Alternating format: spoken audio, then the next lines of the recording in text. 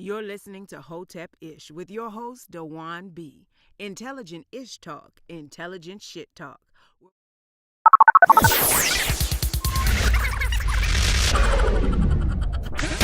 You're listening to Hotep Ish with your host, Dewan B.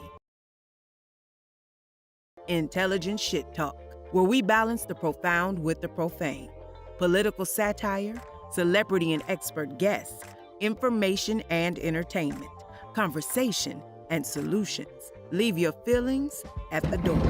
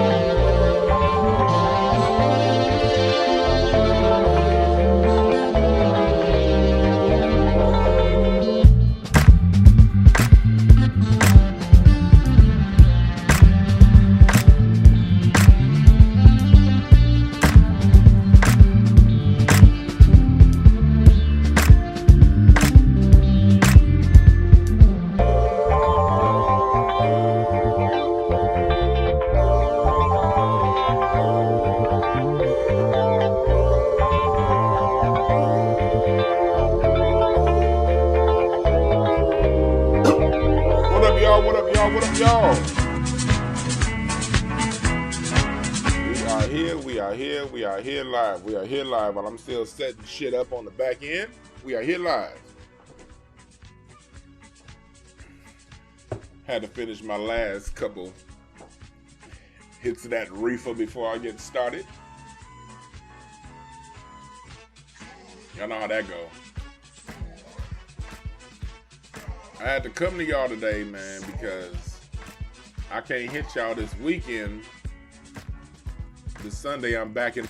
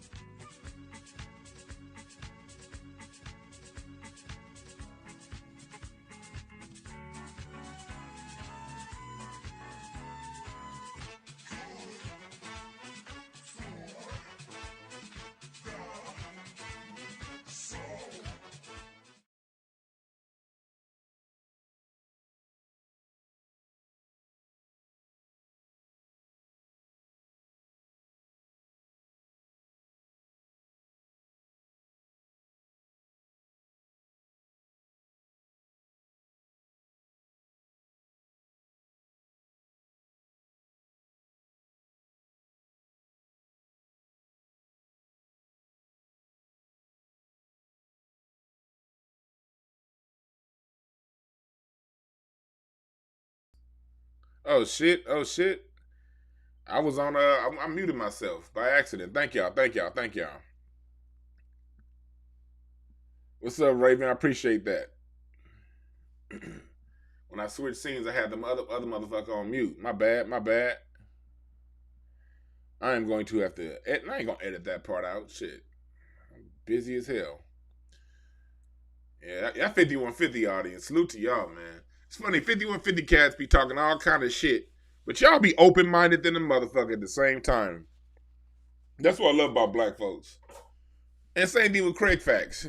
Craig Facts be in that room roasting, talking all kind of shit, but at the same time be open-minded as hell.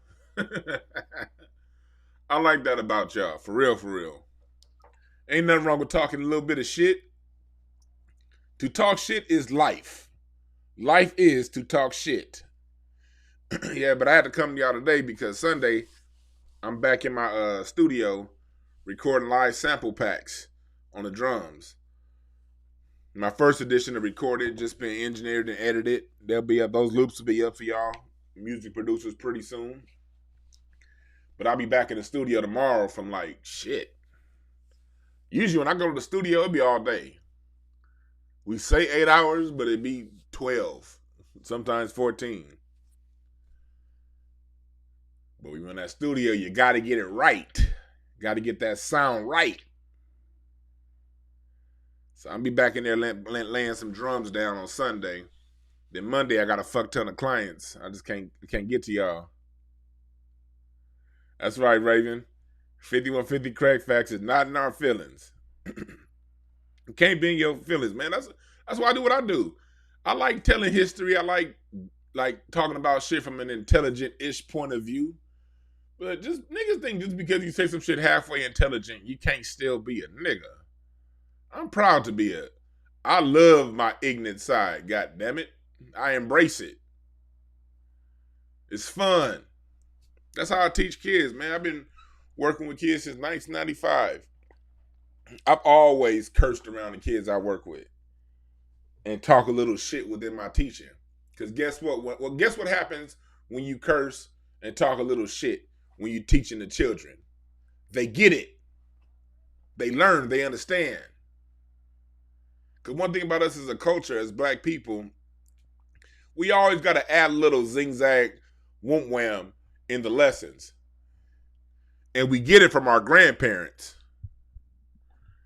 My grandfather, my name since the age of 3, when my grandfather was the little fat motherfucker. Salute to Poppy. My grandfather turns 97 years old today. He's been on this planet 97 years today. That's incredible. From Grace, Mississippi.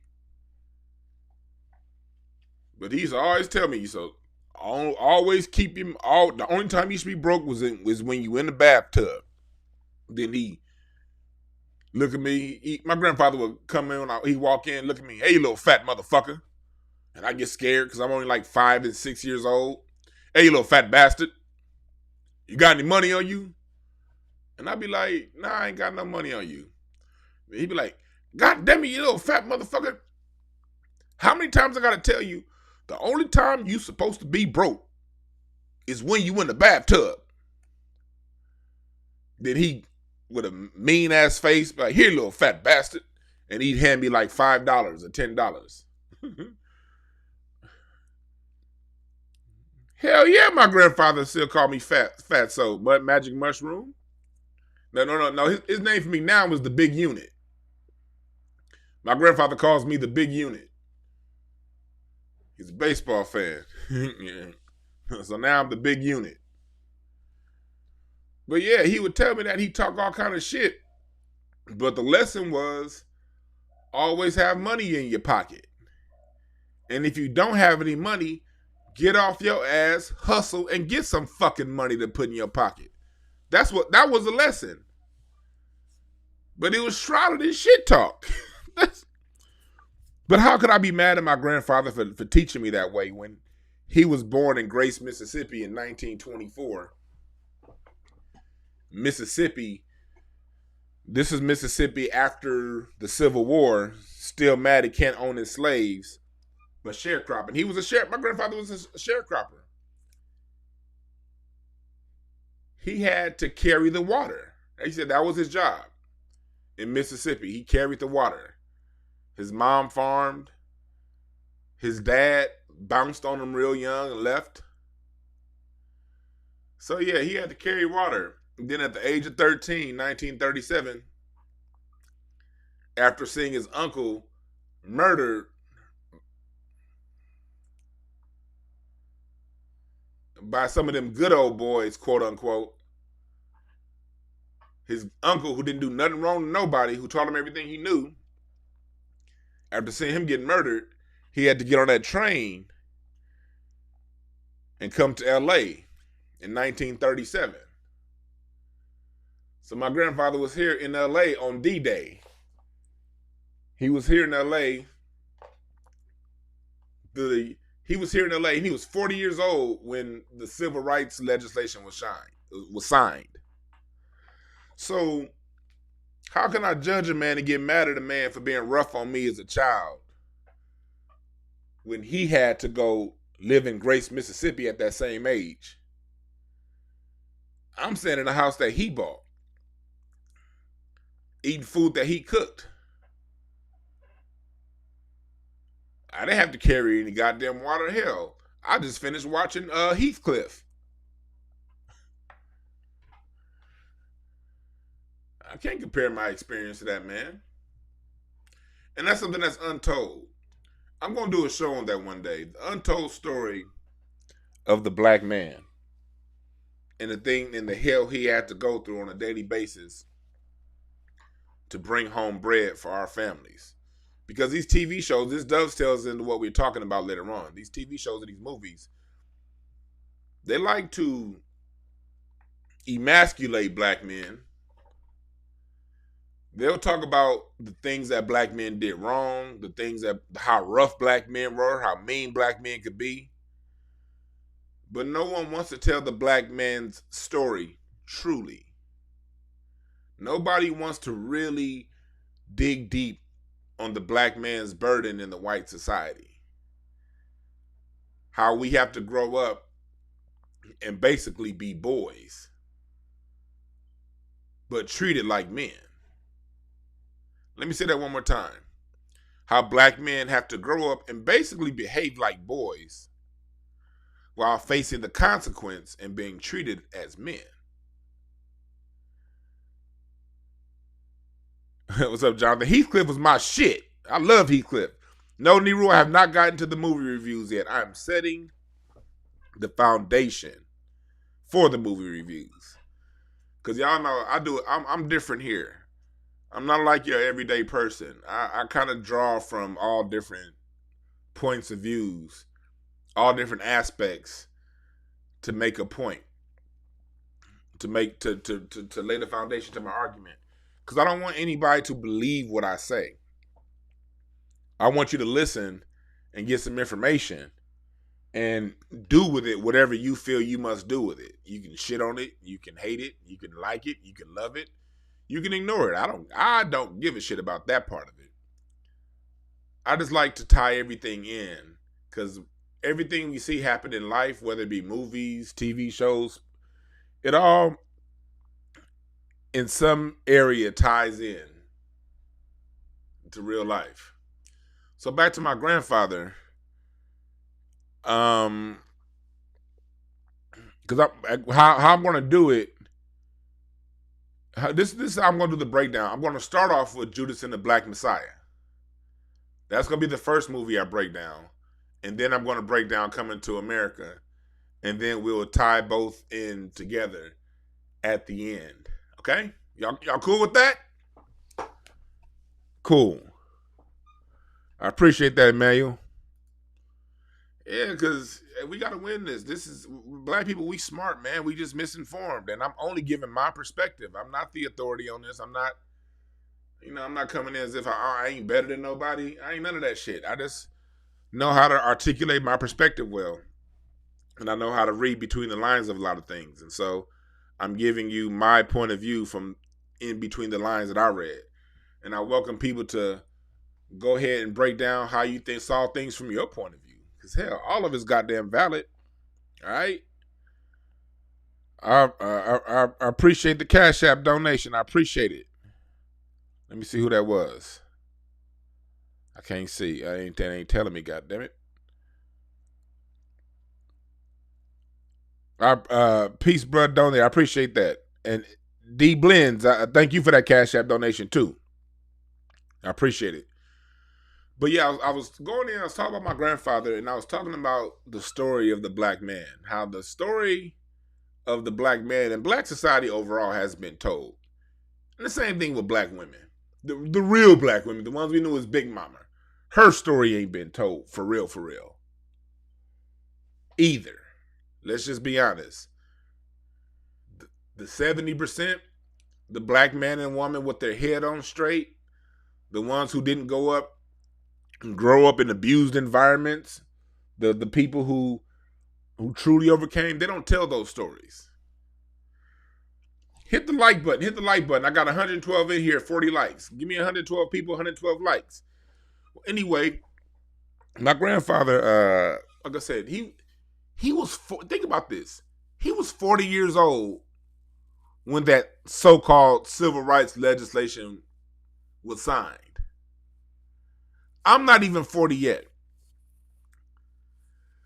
So he had to live his life under those circumstances. So, of course, he was mean, quote unquote, to us as children. He didn't have time for no shit. When you've been through all that kind of shit, you don't have time to play around. You don't. And you also understand when granddaddy and grandmommy were raised in Alabama, Arkansas, Mississippi, Texas, Oklahoma, Louisiana. Come on, black people, stand up. We all know where grandparents were raised. North Carolina, South Carolina, Georgia, Florida.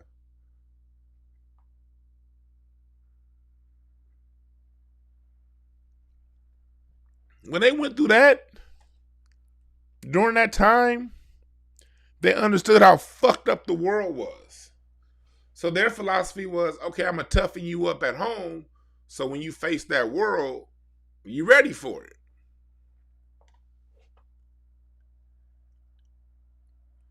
So what we get today is we get all of these movies, this propaganda that tells you everything that they did was wrong and this new way of thinking is the way we should go.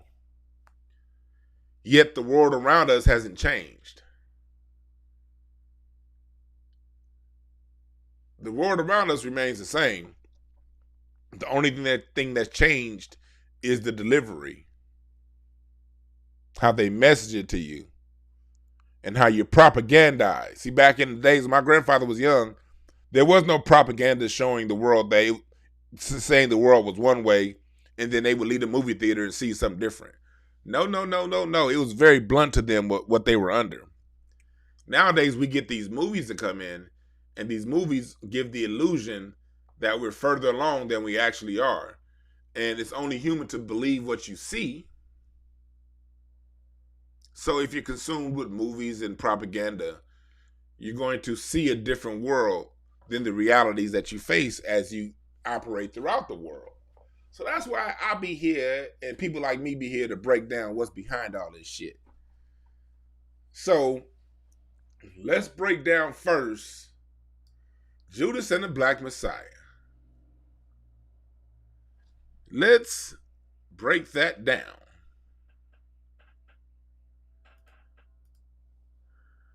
Let me change that.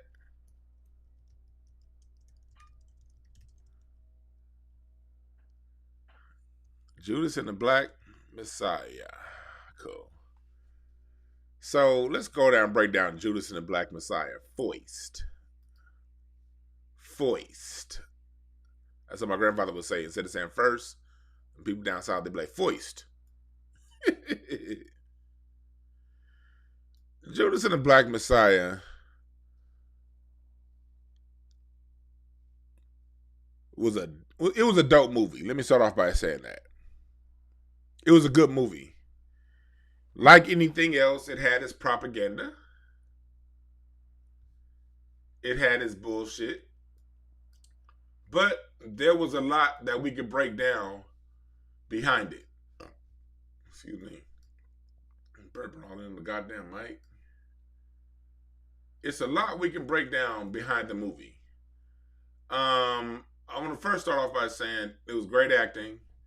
You know, I generally do not like non-black Americans playing black Americans. But this nigga was dope in this movie. Look, if you're gonna be a non-black American playing a black American, at least do it like this crusty lip motherfucker did right here. Y'all see that bottom lip right there? It's crusty. Why couldn't y'all put no Vaseline on this black man's lip for this scene? Ain't no black man that got a black woman walking out the house with lips that crusty. Come on. Now when you single, yeah, but he had a woman in this movie, man. Ain't no black woman gonna let her black man go out the house with no glazed donut lips, man. Come on. Y'all could have did better on that. Y'all, come on. Y'all doing Fred Hampton dirty by sending him out the house looking with Slink Johnson lips, nigga. Black, y'all know Black Jesus. That nigga Slink always crusty. That's my nigga. Shouts out to you, Slink.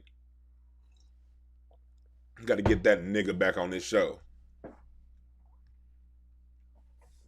What up, Daddy Kim? But Judas and the Black Messiah. I had a few takeaways from this movie. Let me start off with some of my notes that I had brought up. If you notice in the movie, when it first started out, and dude, what did he do? He robbed a. He was impersonating a police officer, and he was going through robbing niggas, right? And y'all see how he was got faced with time, but instead of taking time, he became a snitch.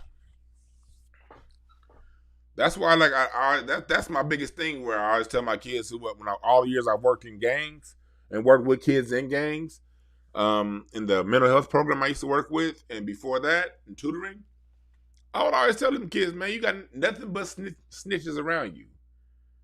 It ain't the police. I know too many cops. The minute somebody gets arrested, these motherfuckers be cutting deals. When you see people getting arrested and getting right back out on the street all the time, in real life, these niggas is snitches. For real, for real. The prison industrial complex is set up to lock niggas up. If they don't have an A-class lawyer and you see them constantly going in and constantly coming out, these niggas is snitches. This is game for you young niggas listening. And you ever notice, it's always those rah-rah niggas be the main ones that's snitching. It's usually that, I'm gonna get up, I'm gonna kill a motherfucker. You gotta watch out for these niggas. And I be seeing some of y'all in the comment section on my page. I be seeing sometimes, especially like on Facebook or Instagram. You put up a post about black liberation, about something, and it's one person that come in the comments, man, that's why we need to get our guns, man, and start shooting these white motherfuckers. Get your snitch ass away from me, weirdo. Lakeith Stanfield, a lot of these niggas on social media is Lakeith Stanfield. Let's just tell the truth. In the movie, they're the Judas. His real name is Lakeith, but they're the Judas. They're the Fred O'Neills. All these rah-rah, I'ma do this, I'ma do that, I'm this, I'm that. These niggas is the worst. So, there was a point in the movie, somebody said, sorry nigga, I'm trying to come home, LOL. Well, what the fuck was you doing in criminal activity to begin with is the question. There's no LOL to that. If you're a criminal, then be a fucking criminal. Don't agree to commit a crime with somebody, and then the shit don't turn your way, or you want to start running your mouth. No. If that's your moral, if that's your character, don't commit the crime. That's me. I know me. I ain't going down for nobody. But I also ain't committing no goddamn crimes either. I don't commit crimes. If I want to make some money, I was born with my grandfather's hustling mentality. I was born with his mentality. If I need to make some money, I know how to make money legally. I know how to make money legally. I know how to go downtown, buy some merchandise for a low price. Like I said, buy merchandise for a low price, come back and set up a motherfucking table on Crenshaw and sell it at a higher price if I had to do so. Nigga, no. So yeah, you're right. I'm not gonna go down for nobody else, but I'm not gonna commit the crime either. You got these niggas want to make a quick dollar, committing a quick crime, and then the minute that shit don't go their way, they want to tell on everybody. I'm gonna give. It was some wisdom my grandmother used to teach me when I was a child. My grandmother used to always say, "Don't ever, if you gonna commit a crime, do it big and do it once, and get out, and don't ever get in on somebody else's crime or whatever they gonna do." My grandmother used to always say that. If somebody come to you with an idea to make a lot of money, she'd always say, if the idea was that good, where you can make that much money, guess what? They'll do it themselves. If the idea is that good that's going to make them all that money, they don't need you. So this is just wisdom for people that get caught up in dumbass situations. In this scene where where you see right here where they're shaking hands, there was something that was pointed out. If y'all go back and look, they asked him, the cop asked old boy, do you like his opinions on Dr. King and Malcolm X? Do y'all remember that part? He asked him his opinions on Dr. King and Malcolm X. And that was very important. Why did he ask him those questions on Dr. King and Malcolm X? Those were coon vetting questions.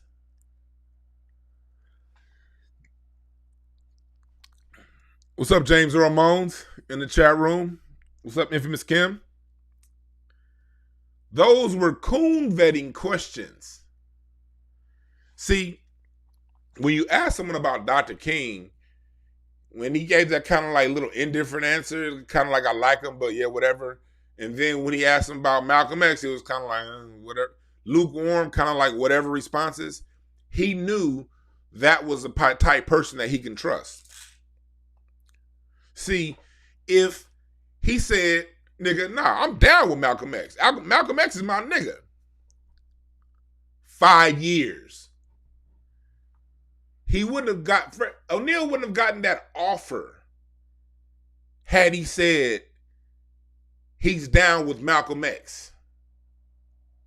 Because the cop would have known that, okay, I can't trust this dude. He'll go up in there and join those motherfuckers.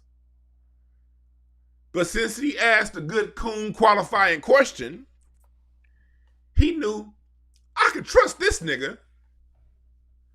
He passed the coon qualifiers. That was very important. Y'all know these niggas. Y'all see them on social media. We all need to come together.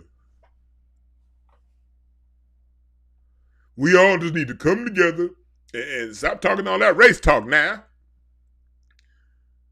No more of that race talk now.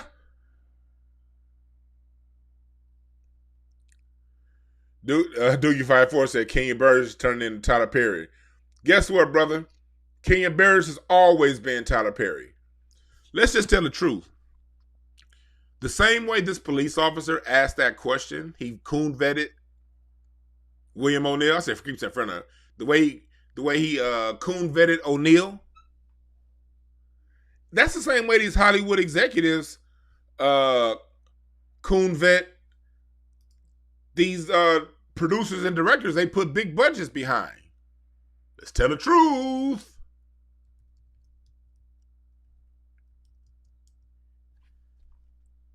Let's tell the truth.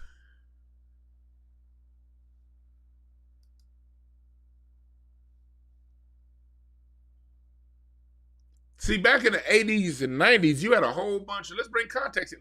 Again, let's bring context in. Y'all know I like talking context. I don't just say shit in a vacuum. See, back in the 80s and 90s, you remember they had all those different movie houses. Lionsgate, New Line Cinema.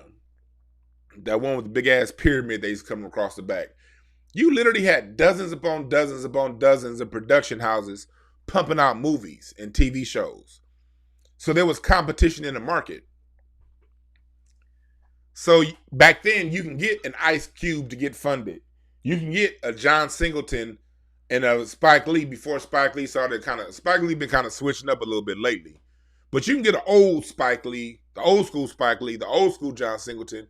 They can get money back in the days because there was a high level of competition to pump out movies. All right? Follow me here. Back then, there was a lot of competition to pump out movies. Now, since Clinton signed that law back in 96, the media law, that allowed these larger companies to buy up all the smaller companies, there's no more competition in the market.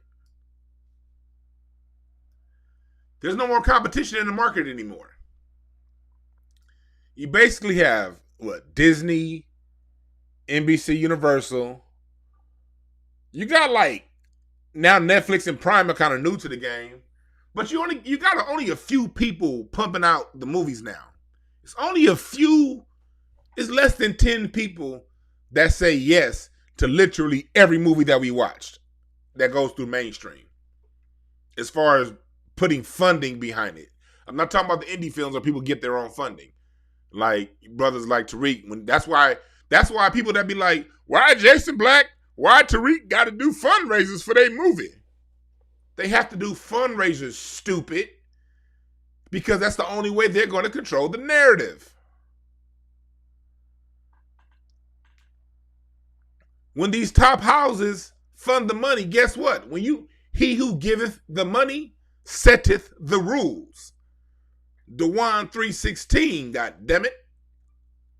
He who giveth the money setteth the rules. So, even though we may see a black face that got to be producer, director, don't get fooled by that. That black face that's producer, director, or whatever has to answer to the person signing the checks to make the movie happen. Let me say that again. Whatever blackface you see, writing, directing, or producing a film has to answer to whoever is funding the film. So when you see a brother like Jason Black or Tariq Nasheed putting together a film, the only people they have to answer is to those who funded the film. And the funding of the film happened on the grassroots, people who had a need and desire for those films and a want for those films. They don't have to answer to people who think, oh, they're just a crook. Well, if you think they're just crooks, then cool. Then that's what you think.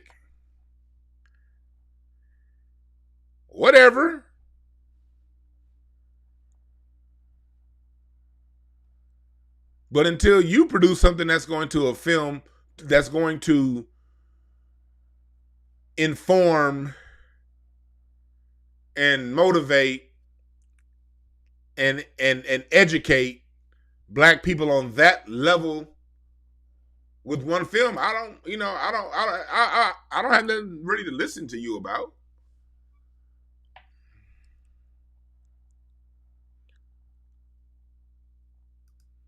Good point. Hot boy Tree ain't no damn crook. Some people just don't like what they say. If you don't like what he say, you don't like what he say.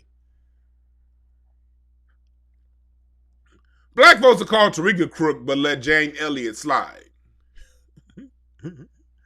They'll call Tariq a crook and let Black Lives Matter slide. All that money they take. But that's another. I'm not gonna go off into that. Back to Judas and the Black Messiah. They coon vetted him before giving him that responsibility of taking down the Black Panthers. The same way these movie houses coon vet the people they're going to give money to produce these films. Or if they don't at least coon vet them, they at least know that they at least get someone that they know that when they say, okay, you're going to put this line, this agenda, this part in the film, they're going to say yes and do it. That's the cost of having your movies go through the mainstream. The cost of having your movies go through the mainstream is being at the mercy and the will of the people funding the film. That's the cost. That's where these agendas are set. That's usually where movies go from being great to cheesy. Because these people that give the money, they say, oh, no, take that funny scene out. It's going to basically tell too much of the truth and replace it with this bullshit. And if you don't do that, you don't get any more money to film the rest of your movie. That's how Hollywood works. I've been in like 4 movies so far that have not come out. I mean, I've sat on set 16-hour days on some of these films. But because those who were funding the film didn't like the direction those films were going, guess what? Those films didn't get any more money. So all that work that we put in went to nothing because the film didn't even get finished shooting because there was no more money to finish the shooting them. That's how Hollywood worked. See, back in the 80s, when you had when you had dozens and dozens of production houses, everyone wasn't on that bullshit. You just had to pump out good movies. It was competition to pump out good movies. Now there's no competition for great movies because it's the same less than 10 people writing all the checks. So always remember that.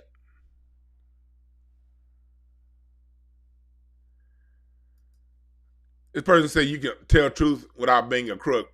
However, I'm going to give you special attention. I want you to, in the chat room, name, if he's a crook, what did he say? What did he steal? And from who? Just if somebody, if you're going to throw that, because I don't take accusations. Because if I call someone a crook, I'm going to follow that up with exactly what they stole and from who. I don't mind throwing labels out there to people if I can back it up. But because I can guarantee you, if DeJuan tells you somebody's a crook, I'm going to tell you who they stole from,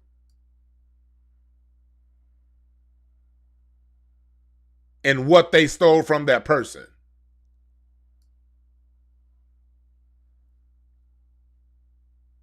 All right? So, back to what we're talking about in the movie. When you keep going through the movie, there was a scene here. Let me see here. This scene right here. No, not that one. This scene right here. Remember when they were in the restaurant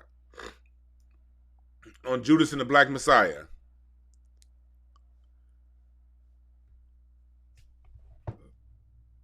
He told the detective, William O'Neill told the detective that he was his role model.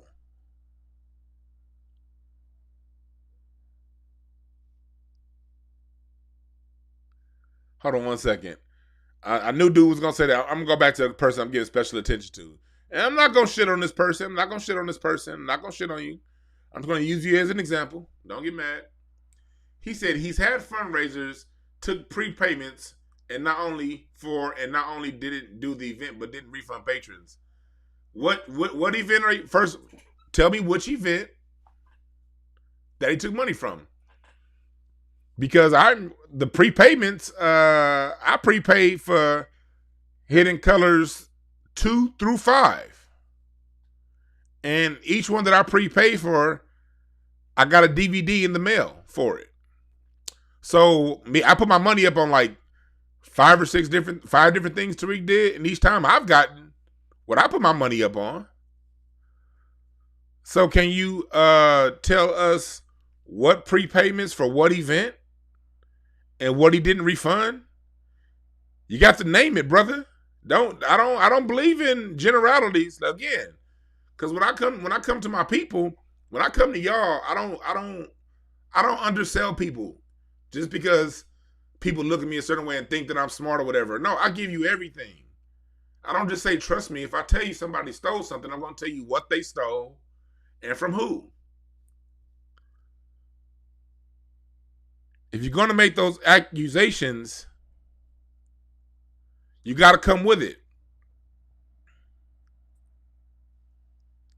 Now, on the other hand, Umar, I donated to Umar for a school. I did. I put up $50 on this school. And I haven't seen the school. So, yeah, that's a little different. I haven't seen a return on what I donated to with Umar. Oh, you said NATL. Oh, you mean the Foundational Black American Conference? Ivor, they had the conference, dude. How can he give a refund when they actually had the conference? Like, see that? There we go. I'm glad I use this person as an example. Because in black society, when a black person is doing well, you get a lot of black people who like to throw things out there and lie on people. And he mentioned Michi X. Michi X lied. They had the event.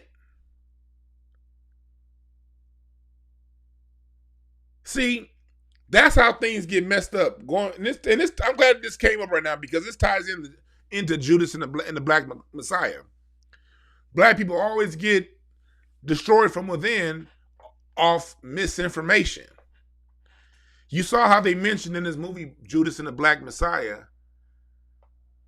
about the communication disruption that was going on with the FBI between the Nation of Islam and Malcolm X. And you saw how Hoover was playing games and how in the movie O'Neill was given misinformation by the police officer. He looked at the police officer as somebody like a role model in the movie, but the police officer kept drawing a false equivalence between the Black Panthers and the Ku Klux Klan. And that's dangerous. And it's especially dangerous for black people because a lot of black people don't like to get into details. That's why you have to understand the details. You can't just stay with surface level information and make wholesale decisions off surface level information. Because if you make wholesale decisions off surface level information, that's a guaranteed way of making a bad decision. For me right now, this is bigger than Tariq Nasheed and Michi X. They're inconsequential in this argument. I'm just using them as an example of how you have people in the chat room giving false information because they listen to somebody who has whatever agenda or vendetta against that person, and they didn't take the time themselves to find out whether or not the information that they were given is true and accurate. I'm gonna put the comment back up. The guy said it's the ATL conference. He's mentioning the Foundational Black American Conference, which did actually happen this past September. That he said you can find multiple people who say he did this too, including Michi X. Michi X is someone who I used to listen to her from time to time. Never a lot. She drops dope information. But when she said that he wasn't refunding people and he created a conference that people didn't have, that was just a lie. There are literally pictures from the conference. Matter of fact, on this same very channel, I've interviewed people on this channel who went to said conference. So you see how a black man who's doing things, whether people like it or not, is being stripped of credibility off of a lie? Do you guys see how easy that is to happen?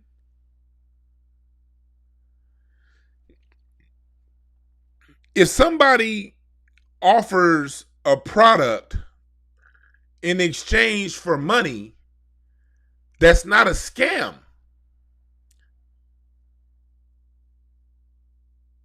That's business.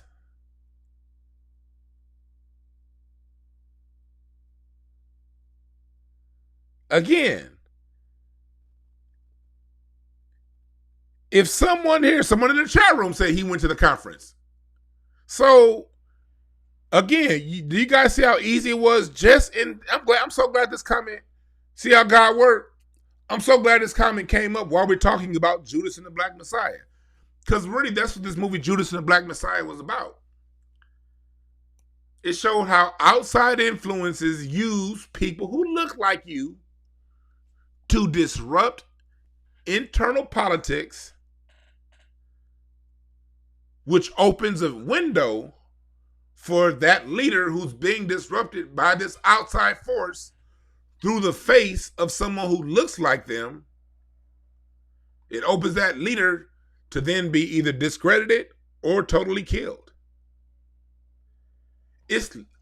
White supremacy runs literally the same play over and over and over and over again.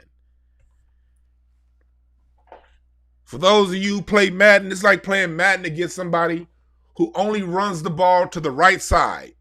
And you know they're about to run to the right side because they stack the line heavy on that side. And they keep running the ball to the right side.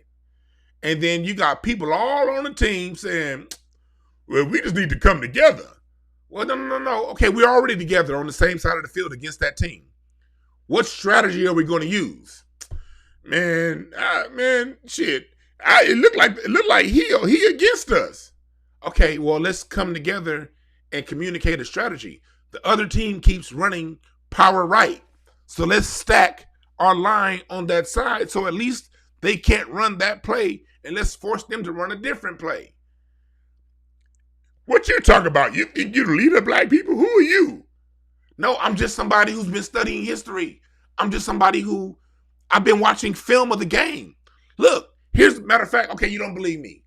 All right, let's watch this film together. Watch. Every time we play against this team, they only run the ball to the right. Nah, man, you stealing from the community. You selling footage of the other team's film? Who are you to sell the footage and tell us what the other team would do? You taking advantage of us in the community. Meanwhile, they still keep running power right. All the way up and down the field, kicking your ass with the same goddamn play. Outside influences paying a black person some money to go and disrupt the internal politics of groups, organizations, or people that are beneficial to black society.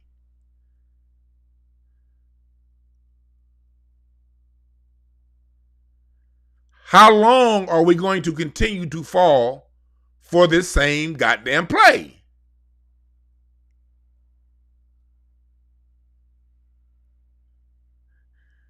If you put up a scene on 1804 and didn't get a DVD, you better email that nigga, because I put up half of that and I got my DVD. I put up 50 on 1804 and I got mine. I got my shit like the week after it came out.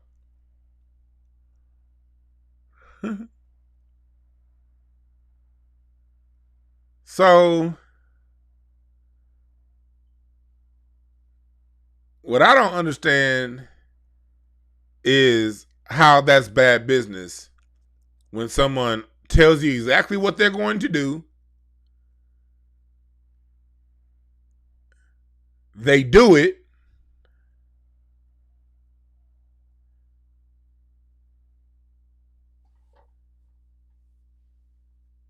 and then people who don't like what it was say, "Oh man, he's a scammer." No. You just don't like what's going on. Get a girl asked me, did I see Bill Maher sitting on reparations? No, I heard about Bill Maher sitting on reparations. Quite honestly, Get a Girl, right now, I'm on a news hiatus right now. I haven't listened to the news all week, and I'm on a news hiatus for at least another week. You got to decompress from this shit. It's funny too. Bill Maher did shit on because I just did a broadcast last week on people like Bill Maher. It was crazy. I did my broadcast last week on Bill Maher, and the last little bit of news that I did listen to was after I did my broadcast, I heard Professor Black Truth's breakdown. I didn't even know Bill Maher had talked to that musty faced bitch when I did my program. Because if y'all listen to my program, I didn't even mention that show because I didn't watch it. So then after I did mine, I saw Professor Black Truth's breakdown. I was like, damn, this motherfucker really said what? Shouts out to Professor Black Truth. That's another motherfucker that be dropping some good ass information, man. I love Professor Black Truth. But yeah, now Bill Maher shitting on reparations. Again, that show you your boy DeJuan be ahead of the curve, you dig? I was telling you motherfuckers about Bill Maher, and then that motherfucker went on the news the next day and showed you what I was trying to tell you niggas. Pat myself on the back.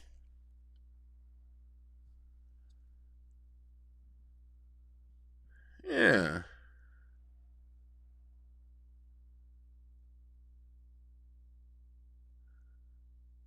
Real point, James Earl Mons. And when shit is shipped, you don't think they're lost packages?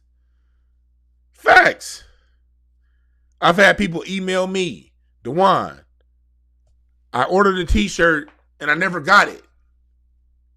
Thank God they emailed me instead of going out and going on Twitter, this nigga DeJuan's a scammer. Because when they emailed me with their order number, I was able to then say, oh no, I got the tracking. It's going to be here on this date at that time. And it fucking came. Or their order number, something happened where it got rejected. And the order never went through. But they never got charged. And I get it. People don't be checking their bank account every day. Hell, shit go by on my bank account too sometimes. So they put the order through thinking the order went through. It's been a month, 2 months. They email me telling me they haven't gotten their shirts yet. Then I simply go into my system with their order number, and I'm able to see where the order was rejected, and I'm able to tell them, hey, the order never went through. You haven't gotten charged. So if you want your t-shirt, resubmit an order, blah, blah, blah. So salute to the people who had messed up orders and emailed me directly, and I got it handled. They didn't go out and call me a damn scammer. Because 99% of the people who've gotten orders got that shit right and they got it on time. Shit happens in business. It doesn't mean somebody's scamming you. It means handle it. That's all. It just means handle the business and move on.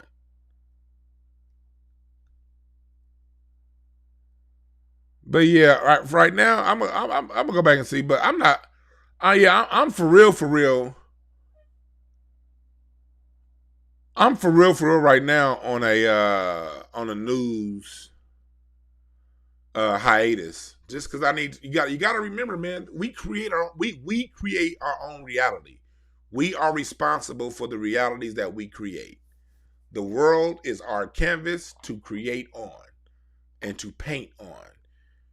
But if you spend all day looking at what other people are creating, at other realities, at the reality of the dominant society, that shit will fuck your head up and depress you, my nigga. For real. If you stay too tuned into their reality, that shit will leave you helpless and hopeless.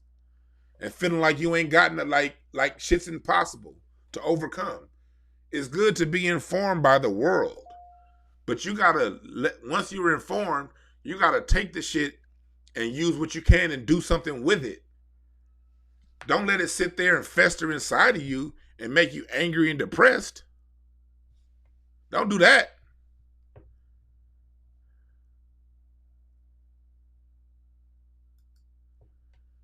That's right, Iron Manifesto.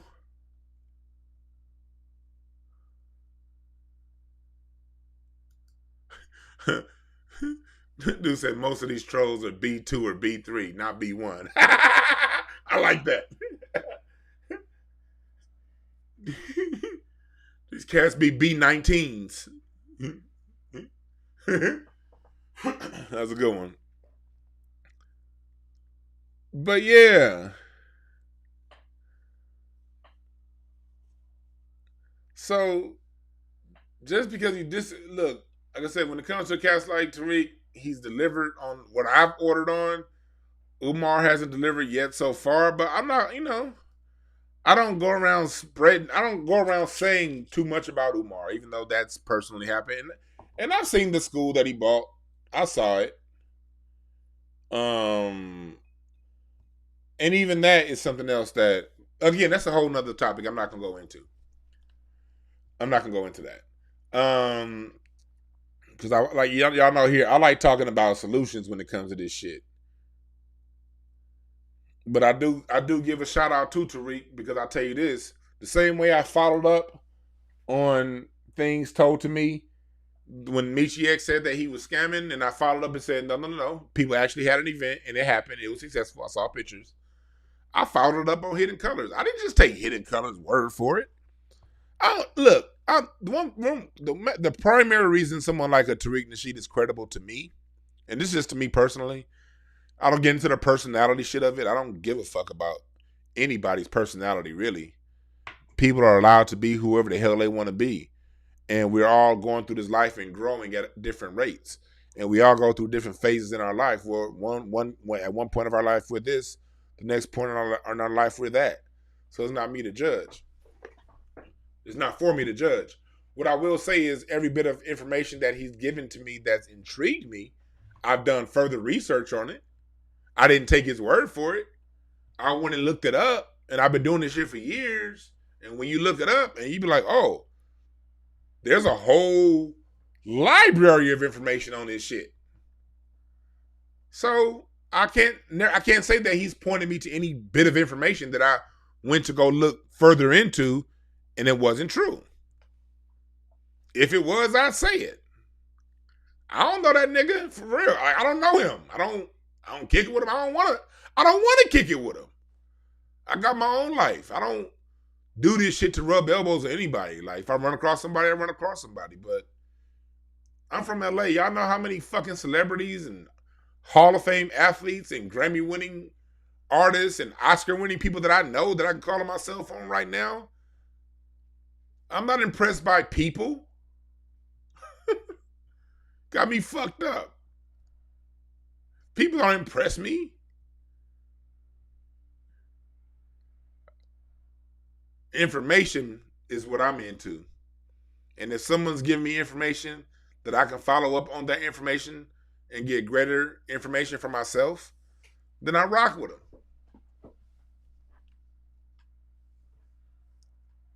I don't give a fuck about nobody's personality.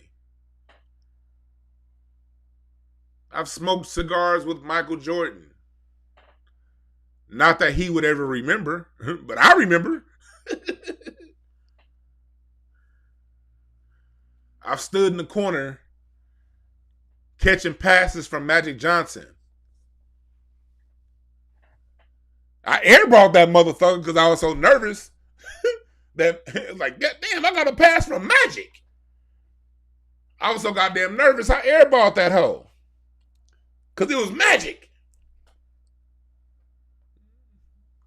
I've lived a great life so far. I've had a lot of fun. The Lakers won a championship against the Boston Celtics on my birthday, and I was there on the 15th row.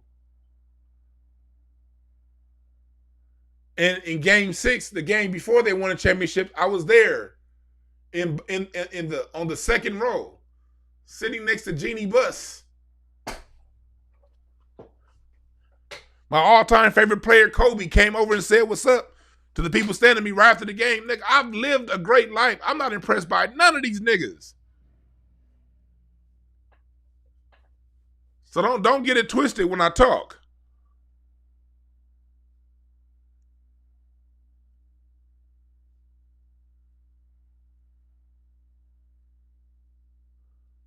Hey, that Marcus Garvey school in LA is the shit. Yeah. Yes, I've met Allen Iverson and Derrick Rose. Allen Iverson, I see him all the time All-Star Weekend. And Derrick Rose, I met Derrick Rose All-Star Weekend in Phoenix in 2010, 2011? Whatever it was that year that Shaq and Kobe won MVP for the All-Star game in Phoenix. Was that Phoenix? Yeah. I met Derrick Rose then. Super humble. This is when Derrick Rose was in his prime. Back before he had all those injuries. Super humble dude. Uh-huh. This nigga already said I sound like T.K. Kirkland. Hey, nigga, I'm a comedian. I know I met T.K. Kirkland plenty of times. As a matter of fact, I was there at the Comedy Store when Scruncho jumped off stage. And let's just say he fought T.K. Kirkland until T.K. Kirkland didn't want no more. Let's just say that. I was there at the Comedy Store. I wasn't on stage that night, but that was just a place to hang out as a comedian. I was there when T.K. Kirkland and Scruncho got in that fight 4 years ago? Something like that.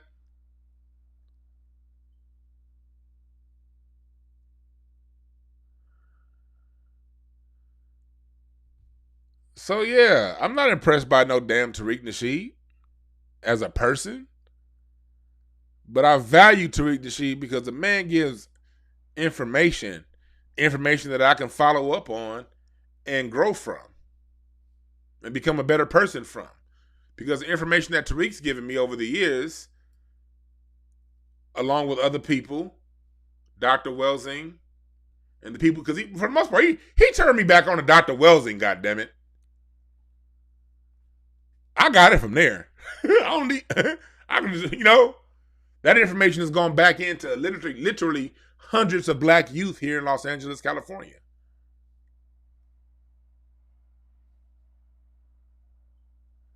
Yeah.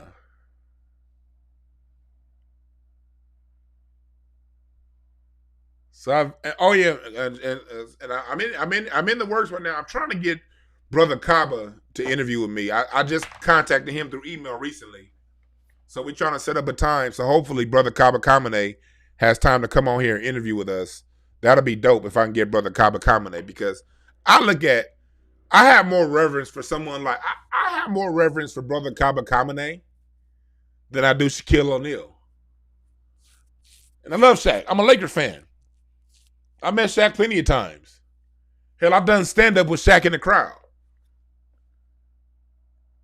A few times. I love Shaq.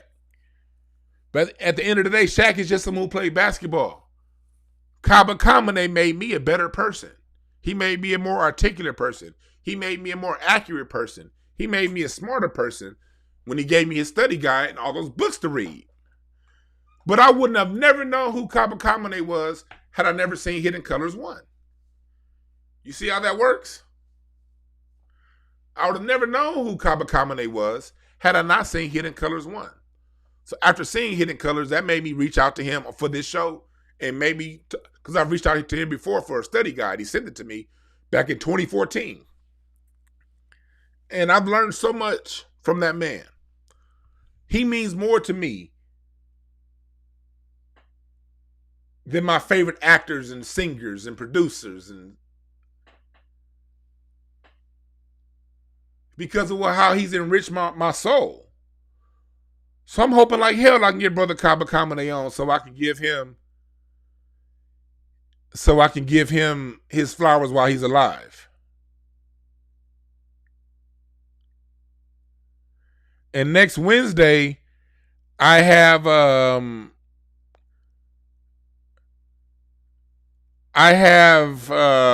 King Simon coming on this coming Wednesday. King Simon is a numerologist. He has a book called Numerovation that I read. Dope. And I'm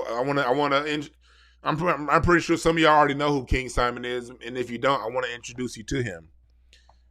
Because numerology is something that's again one of our black lost sciences. We look at white folks and Asians, we taught this shit to them.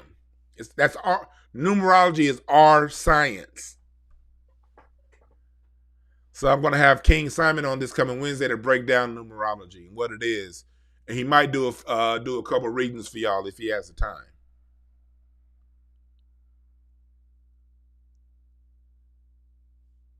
So yeah, come back in Wednesday. We're doing Wednesday at 10 a.m. Pacific time. King Simon will be on here.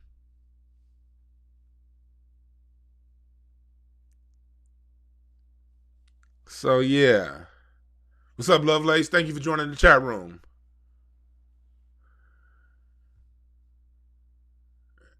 So, last couple things on Judas and the Black Messiah, then we're going to get to Coming to America.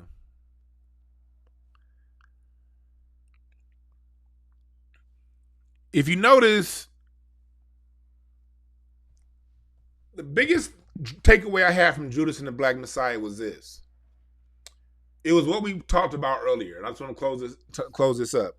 We talked about it a little earlier, how the police use black people to infiltrate our organizations, our movements, to undermine them from within. It happened. That's what the manumission laws were about. In 1804, I learned this from Claude Anderson.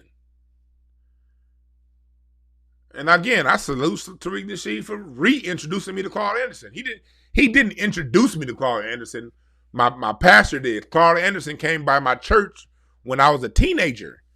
At the age of 14 is when I got introduced to Claude Anderson. And rest in peace, Reverend Fred Price. Fred Price put Claude Anderson on the map within the churches back in the 90s. But you know how shit is when you get into your 20s, especially your early 20s, you making money. I knew Claude Anderson and all that shit, but when I got in my early 20s, man, I got my first $50,000 check from a house that I sold. Nigga, do you think I was thinking about Powernomics? I said, man, let me get this Audi A6. Let me go to Miami. Let me go here. Let me go there. I forgot. And then when I saw Hidden Colors and I saw Claude Anderson come on the screen, I was like, I remember him from when I was a kid. Now I'm in my 30s and I'm more mature and I made better decisions after that. So again, salute to the king, Tariq Nasheed, for that. If nothing else, but reintroducing me to Claude Anderson. Because I remember hearing those lessons when I was 13, 14. You know, I took some of the lessons to heart. I first started trading in the stock market when I was 15. After Claude Anderson left my church, I created a stock market investing group at my church when I was 15 years old because of Claude Anderson.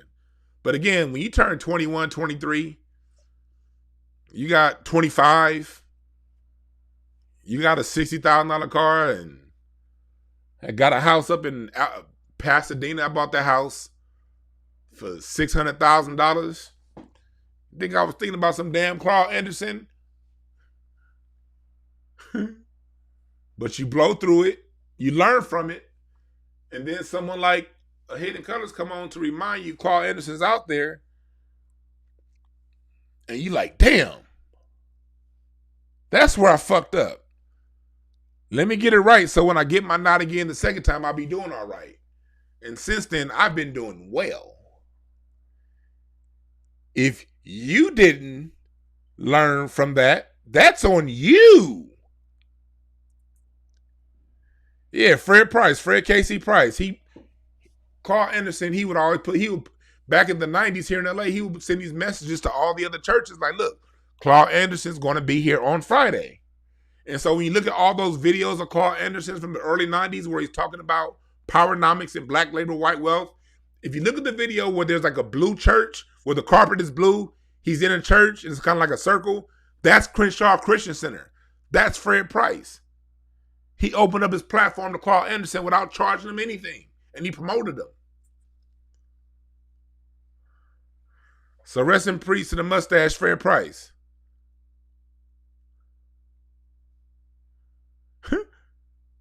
Man, that keeps it. We kind of touched on Kenya Burris' corny ass a little earlier. The industry fucks with Kenya Burris. They fuck with Lee Daniels. They fuck with these corny niggas because they know them corny niggas are going to tell corny stories. So they give them corny niggas that corny ass money to tell a corny ass story. That's why.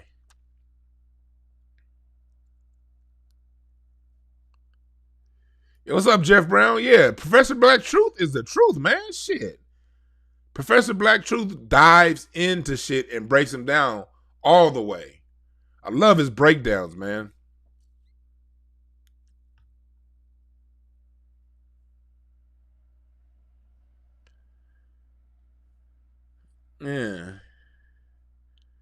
Yeah. Fred Price, he really was a good teacher. Now, you could be someone like Real Me. You could say he was powerful with the Jesus BS. Like, I used to be in the church. I don't fuck with church no more. I got my issues with the church. But I'll tell you this, I know how to extract from it the things that are going to empower me and leave the rest behind. And Fred Price was one of the ones that gave us enough real nuggets to where whatever BS church stuff that was involved in it, for me, it's easy to extract and sift out while keeping the gold.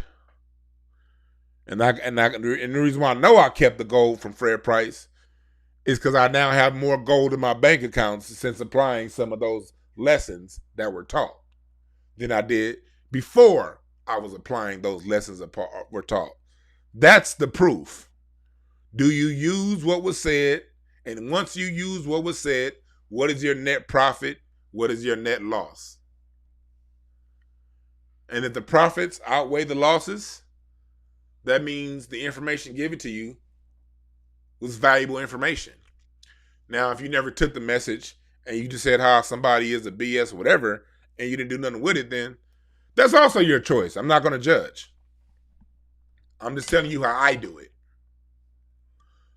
But when it comes to Judas and the Black Messiah, the lesson is it's always the people on the inside that be the ones starting up the BS. So how do we recognize that, William O'Neill, How do we recognize William O'Neill, the William O'Neills in our lives?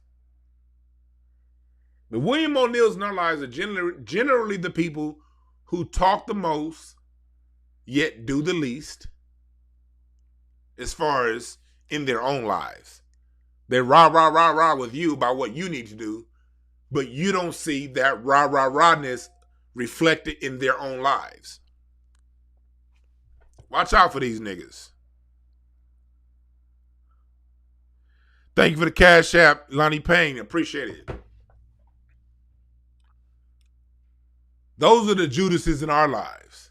The Judases in our lives are the ones telling you what you can't do. The Judases in our lives are the ones that think that white ice is colder. That's why they don't fuck with you. But when a white person says do something, they'll treat that person as if it was a message from God. Watch out for these niggas, man. Did Mark VC had a Judas? There are plenty of Judases in the Nation of Islam then and now, undermining what the Honorable Elijah Muhammad was doing. That's why that whole situation with Malcolm X would happen. And I'm telling you right now, people talk a lot about what went on between Farrakhan and Khalid Muhammad. The reason why you don't hear me talk too much about that and judge it too much is because not enough time has gone away. I guarantee you once Farrakhan is gone and no longer with us, there's going to be all kinds of information about how those two brothers were being misinformed by someone loyal to one of the alphabet agencies. I'm sure that's going to come out. And when it comes to Judas and the Black Messiah, get to know the Black Panthers. One thing that made the Black Panthers so dope, because it wasn't just Fred Hampton. All those guys, Eldridge Cleaver was just as powerful. Bunchy Carter, just as powerful. Geronimo Pratt. Look up the names. I'm not going to give you all the names. But what took the Black Panthers down was internal bullshit. And what took them down was being an organization and being vocal about it. Another lesson we need to learn from the Black Panthers is, look, having an organization with a name and marching around with guns, telling everyone what we're going to do, that can't work. It doesn't work. It never has worked. It has worked. Like, it worked with the Black Panthers for a short while.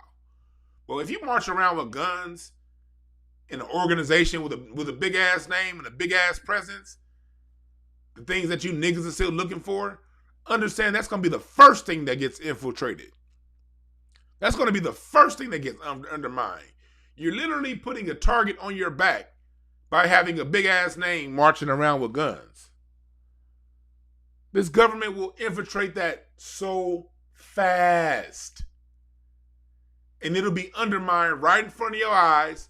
And while it's being undermined, you're going to have a whole bunch of niggas running around. See, that's why black folks can't never get together. We can't never get together. No, you're behind enemy lines, fool.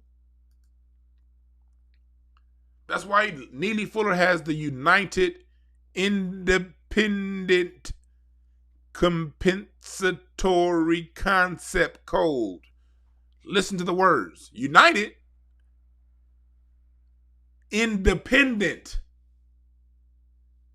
Compensatory Concept Code. That's why you never hear about Neely Fuller talked about on anything mainstream. You never hear Neely Fuller's name mentioned. Never, never, never, never, never, never does anybody mainstream ever mention Neely Fuller. Why? Because he's the most on point.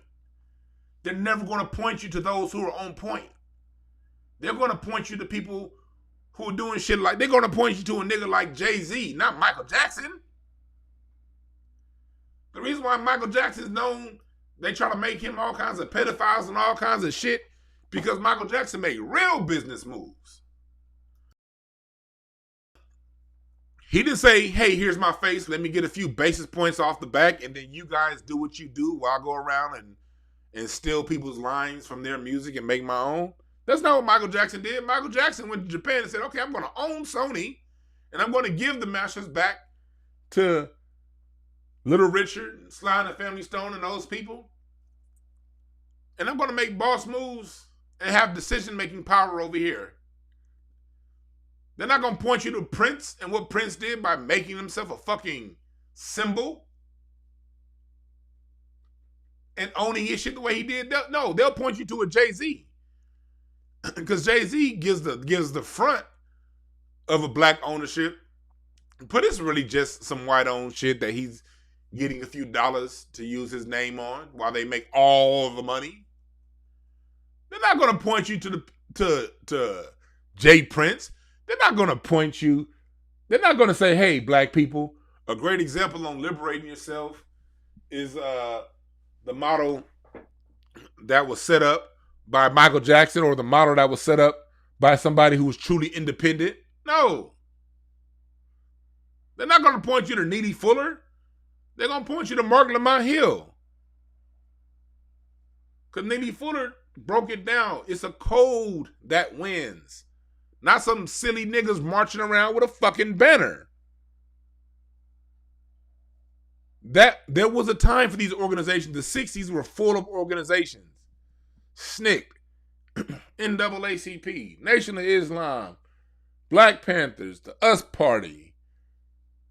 It was so many parties in the 60s, and they were all effective, as far as the few that were. Now, all of them weren't effective, but the few that were effective, they were only effective for a short-lived period of time. It's not about an organization. It's about taking the principles of the Black Panthers, the principles of Malcolm X, Martin Luther King, Stokely Carmichael, Medgar Evers, Alton Maddox. It's about taking the principles that worked and applying them independently and having a code and getting on code with other people with the same principles. That's how you do it. That can't be infiltrated. That cannot be infiltrated. Because niggas love seeing motherfuckers run around and march and do a whole bunch of symbolic bullshit. Like I remember last year, there was some shit here in LA. They had some cats that had like, it was like, we gonna have these brothers all wear a tuxedo and suit and march downtown and take a picture. I'm like, what the fuck is a bunch of niggas in tuxedos gonna do to change? What is this? Niggas was getting lynched in tuxedos. That don't mean nothing. It's just show. It's just show. We gotta stop this show shit. Stop this show shit and get on code.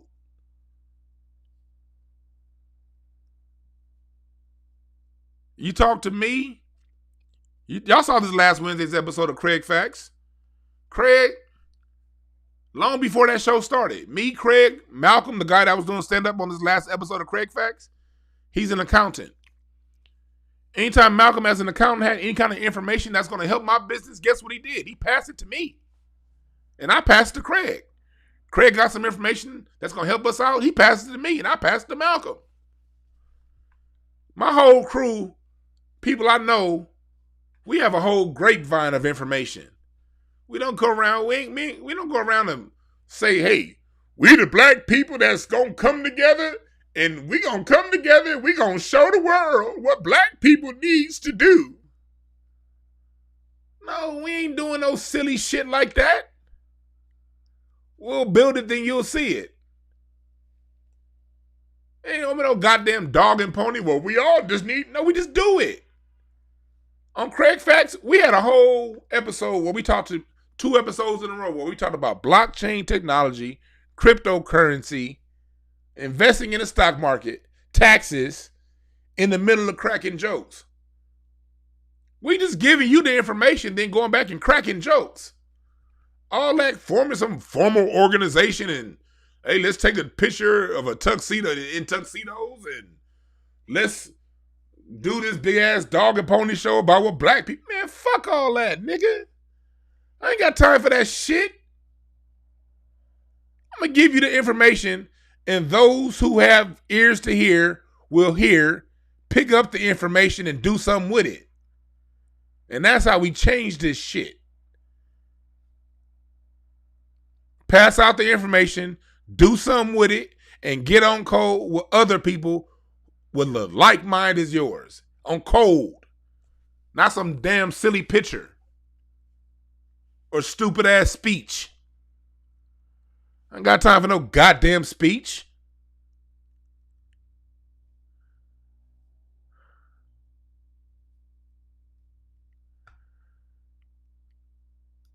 I do not have time for no speech. I am not giving no speech. What's up, Unsunken One? Good seeing you in the chat room, brother.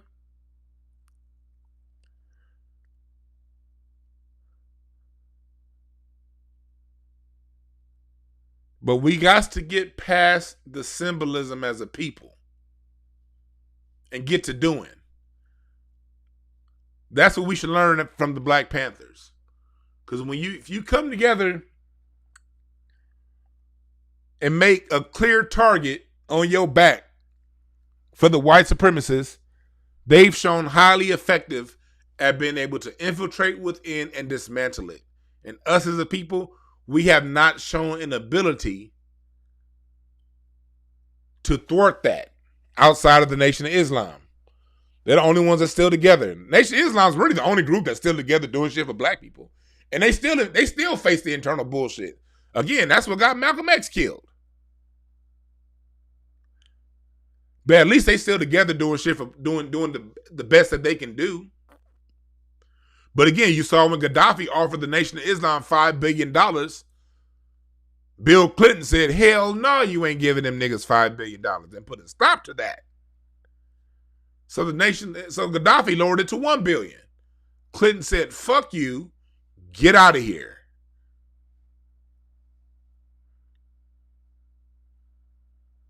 So the organization thing, the running around making speeches about what you're going to do thing, the big old, hey, let's show a force, let's just show everybody this, that don't work. We've done it over and over and over and over and over and over and over and over and over again. But guess what?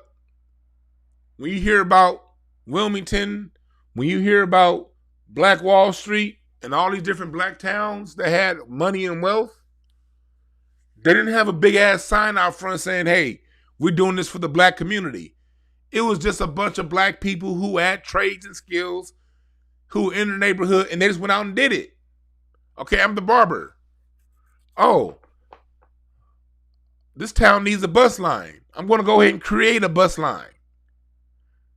Oh, this town needs a banking service. So we're going to get together and create a bank. It wasn't no fucking announcements made for all these black towns that were, before they were burned down, they just did it.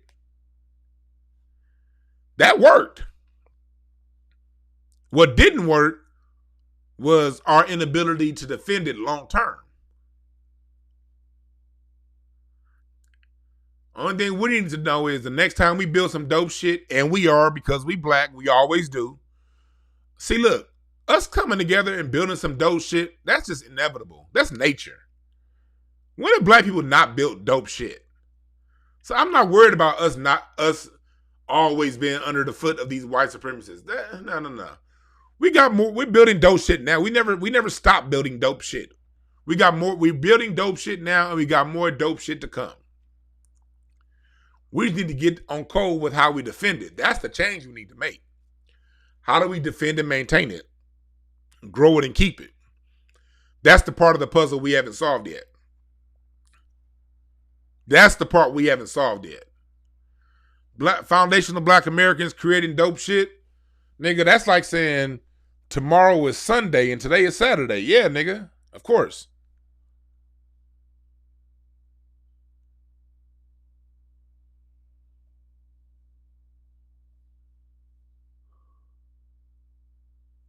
Of course. I appreciate that, Kenneth Berry. We indirectly helped you fix your credit faster. See? That's on code. Kenneth Berry didn't say, hey, let's just start an organization. We didn't say, let's start an organization that we're going to change all black people's credit and kill whitey. No. We just gave niggas the information, and those who were on code picked up the information and did something with it.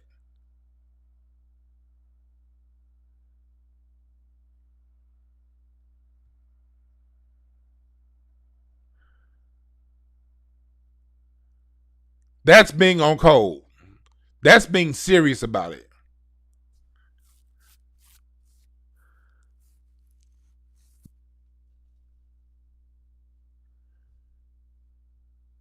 Now, let's talk about Coming to America 2. Coming to America. I personally had a great time watching this film. It was dope because my mom came over, my dad came over, and my sister and her husband all came over. We had a good family time. Y'all on my Instagram, y'all, Anybody on my Instagram see what I was on? Nigga, I lit up my barbecue grill, slow smoke, super king crab, and shrimp. Y'all ever had smoked shrimp?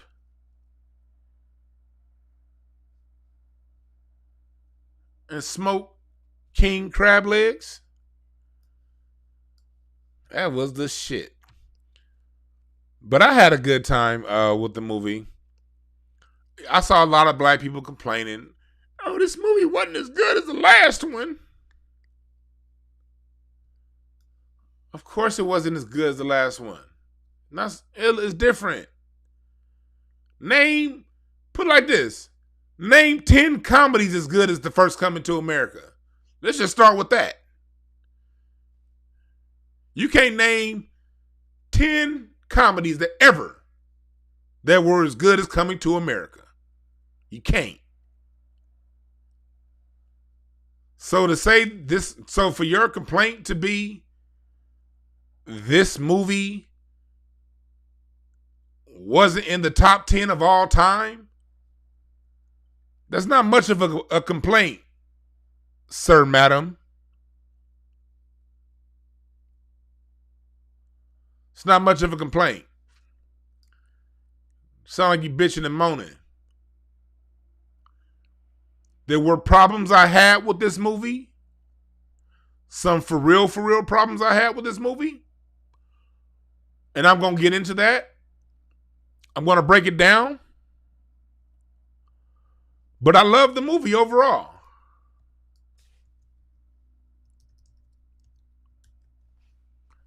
I love the movie overall. First, let's get into parts of the movie, some of the things that I saw in the movie.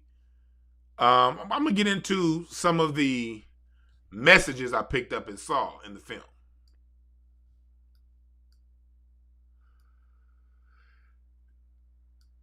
I didn't too much like the Leslie Jones character.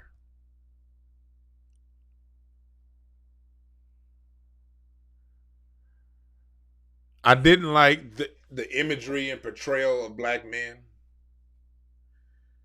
There was a lot of it looked to be Democrat agenda bullshit within the film. We all saw it.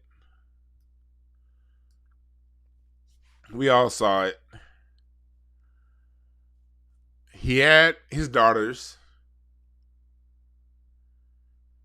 and his son was over in New York somewhere. He had his daughters over there kicking Wesley Snipes' ass. That's just not going to happen. Wesley Snipes is a goddamn black belt. I'm tired of these goddamn films going around having these women running around thinking that they can beat up dudes. No! Unless you're Clarissa Shields, don't ever challenge a man, ladies. They got all these goddamn films teaching these little girls that fighting dudes is something that's cool. That's not cool, women. That's not young ladies listening to me. That's not cool. Keep your hands to yourself. Men shouldn't hit women and women shouldn't hit men. I don't like that whole idea of having men and women battle each other, because then that shit go out into the real world. You be seeing these chicks trying to battle a dude and they get tossed to the other side of the room with the nigga's pinky nail. That's not cool. I don't like seeing black folks fight each other like that. I don't like that. That's just personal. I don't like that. I don't like that. I do not like that. I don't like that.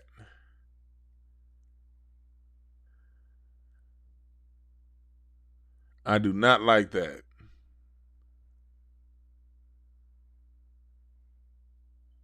This motherfucker had them going around with some sticks, and in real life, them grown-ass men would have mopped the floor with them 3 girls. I get it's a comedy, but y'all going a little bit too overboard with this shit and this agenda. I get the black girl magic and empowerment, but we need to stop the shit when it comes to the fighting. We don't need to have images of black women taking on black men in fights. That we don't need those images. We don't. And we see it all the time on TV. But then when we see it in real life, it becomes some toxic masculinity. All black men are mad and wrong shit. Because you got these chicks running around doing what they see on TV in real life. And they getting tossed. Because women and men should never fight. As a matter of fact, I'm tired of, as a people, fighting is primitive to begin with. It's very primitive behavior.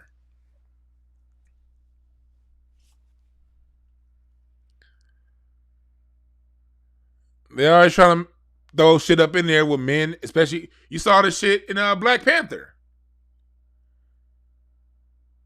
You had the women fighting the men.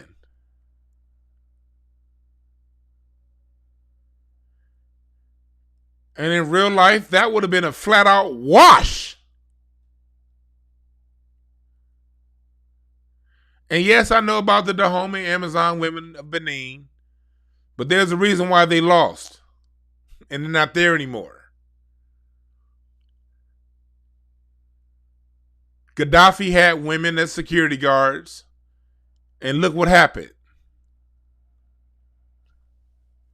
We need to stop that shit. The men and the women fighting. I'm so tired of seeing this shit in movies.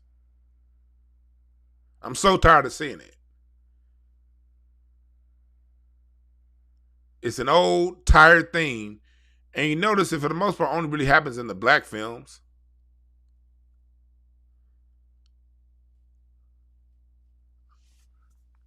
Got women running around.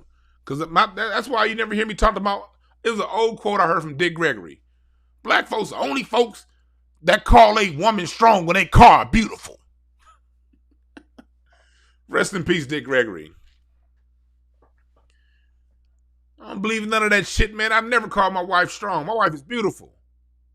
I'm the goddamn strong man in the relationship. She shouldn't have to be strong. She can be when need be. But I wouldn't be a real nigga if I required my wife to have to be strong. What the fuck am I doing as a husband? If she got to be strong all the goddamn time. Now, our women are precious. Our women are beautiful. Our women are lovely. They're kind. They're soft. They listen. They care. They're compassionate. They're emotionally available. They're loyal. Oh, black women are so goddamn loyal to us. They are so loyal. Don't let these rare bed wenches here and there define black women.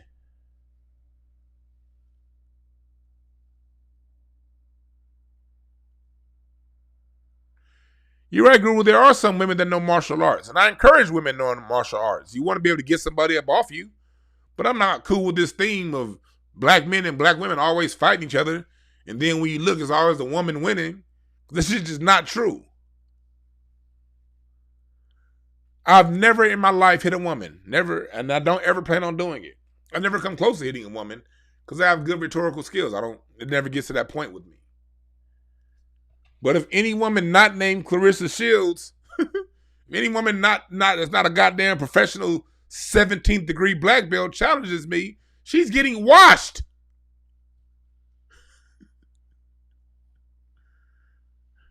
Like, let's stop playing. Let's stop playing. Let's stop playing. Let's stop playing. No. And you put any man who's a trained fighter in there with a woman who's a trained fighter, the man's going to win every time if they're both equally trained. Well, hell, if he has, matter of fact, not even equally, if he has a third of the training she has, he's going to win. So let's stop all this divisive shit in our movies. Having girls thinking that they can run around beating up dudes.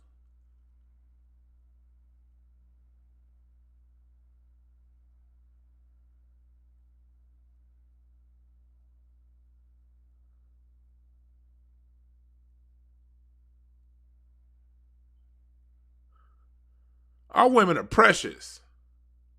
compassionate, caring, loving, loyal, beautiful, soft, feminine.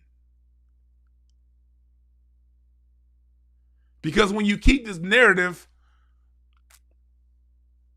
of these women running around just beating up black dudes, that puts it in the mindset of others to come and try to harm our women. Oh, I didn't beat up a woman. She was black. How many times have you heard that? Or not even heard it. Have you seen those actions play out? Thank you, Brenda Smith, for the Cash App donation. I appreciate you.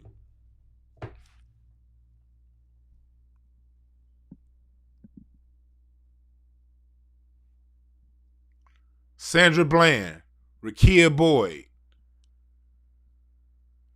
Matrice Richardson. Black women violated, dehumanized, treated as pieces of meat, not the precious angels that they were. Where do you think that comes from?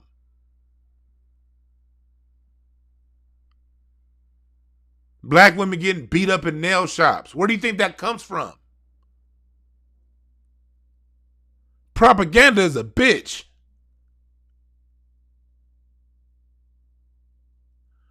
Thank you, Jeff. Male strength is an earth need. Stop trying to circumvent it.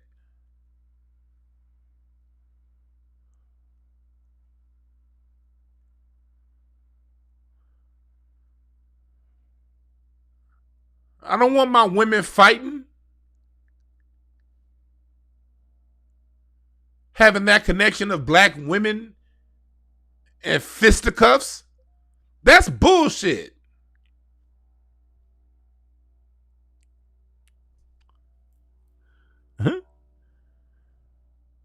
Good point, Ivan, which takes me to my next point. What I wasn't really filming about. Like I said, I love the film. But I'm just going through some of the images that I saw that I wasn't cool with.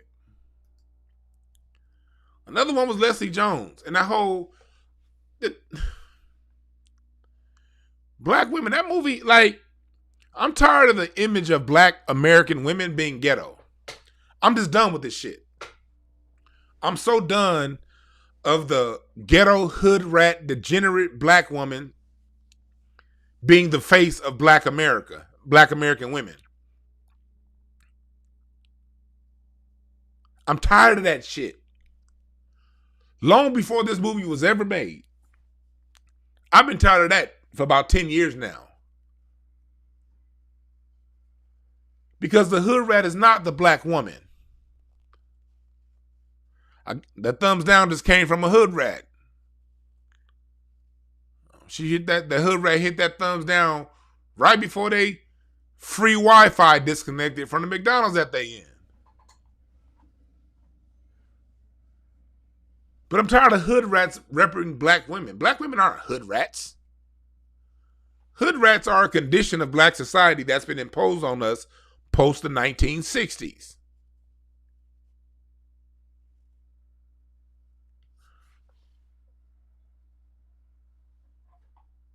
All that loud ghetto behavior, black women don't even like that shit. But it seems like when you're talking about black women from America, you gotta have that loud ghetto ratchet bitch. I'm tired of her being the face. Yes, she exists. Yes, those rats are out there. Yes, those ratchets are out there. But there's no balance anymore. Where's the balance? All women in the ghetto ain't hood. All women that come from the projects don't come out loud, not knowing they baby mama, not knowing who the baby father is. That's some. But it seems to me like they're like 90% of the black women represented on TV. The foundation of black American women. And I don't like that.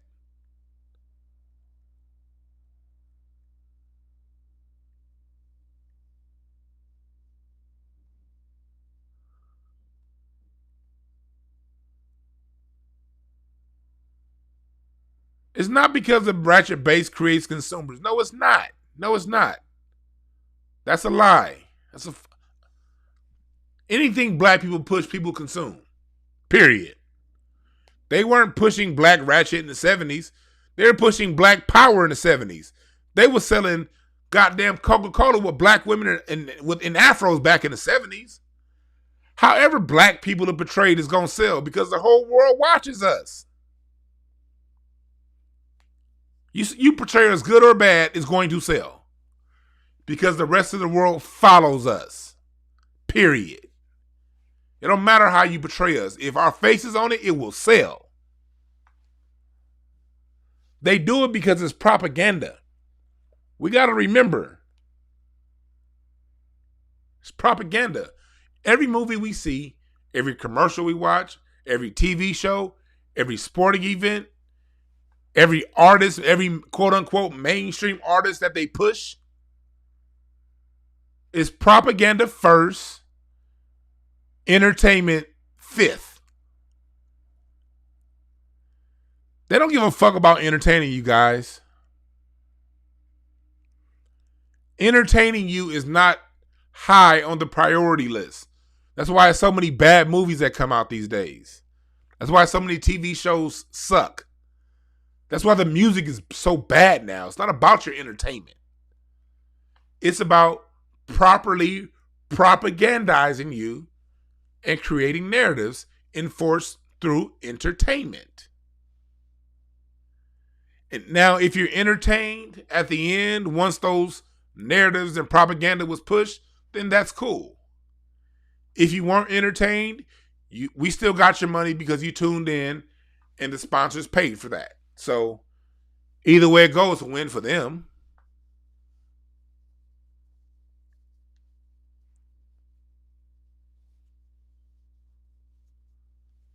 It's propaganda.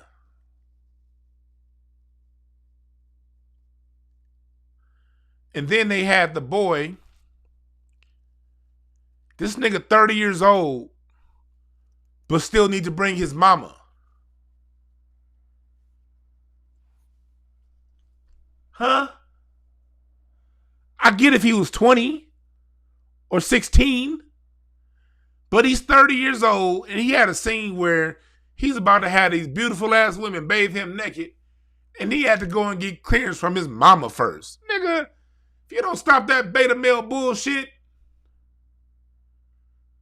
I'm tired of black men in America being propagandized as these beta male buffoons who can't think for themselves without their mama around.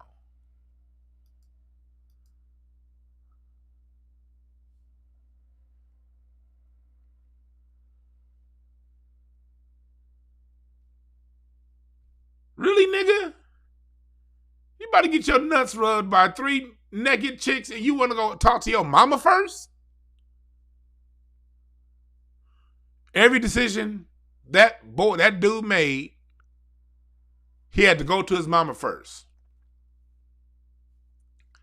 Which ties into the point that I made when I introduced the show.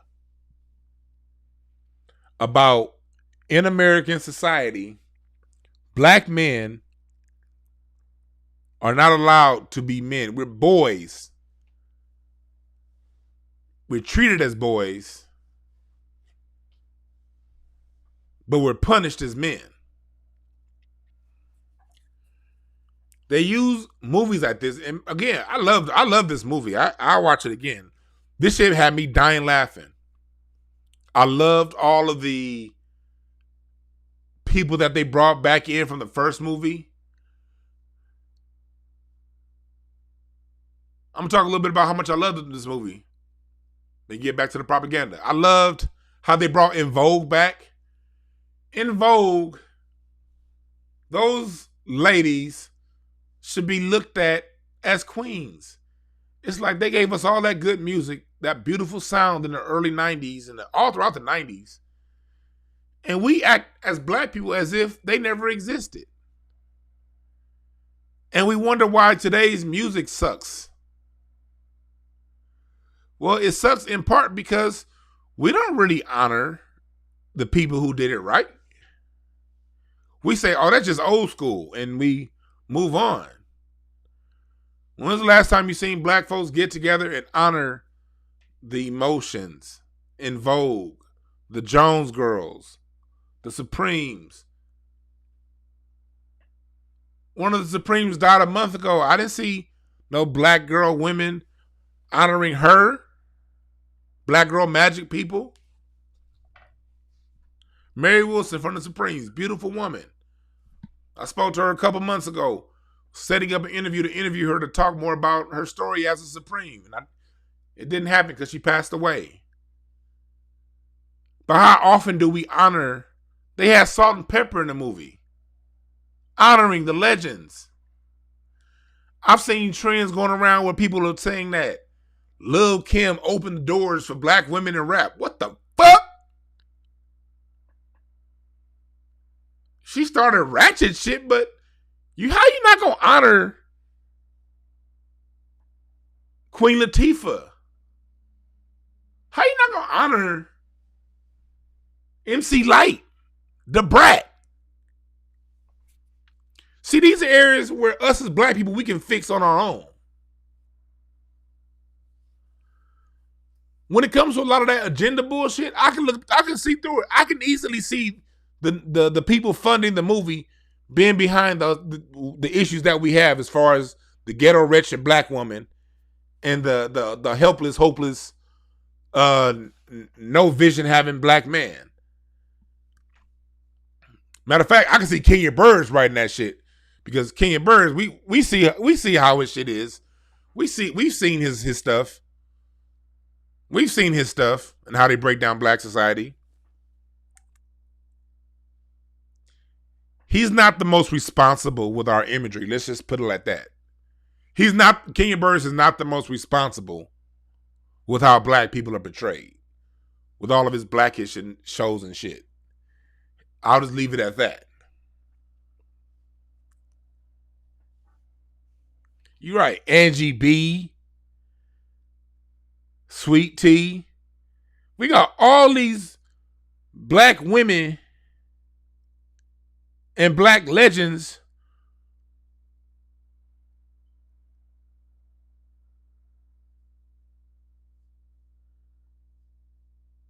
look at what he's doing.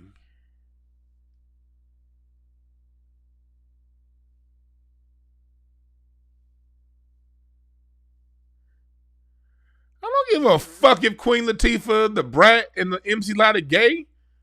They don't push. You don't see them going around pushing on all lives matter agendas. It don't matter who the hell. I don't care about sexuality either. As long as you black first. Duke Ellington's composing partner was gay. I be talking to my father-in-law sometimes because he's worked with it. Y'all know. I've told y'all the stories. He worked with all the legends, and I've asked him questions before about the industry. He was like, one thing he told me about 10 years ago. He said, "Well, look, a lot of the people that you look up to and idolize, they were probably gay." He didn't give me no names, and if he did, I wouldn't tell y'all. So that's something that you just gotta, whatever. What do you get out of them? Good point, Clinton. Kenya Burris still got a boss to report to. You right.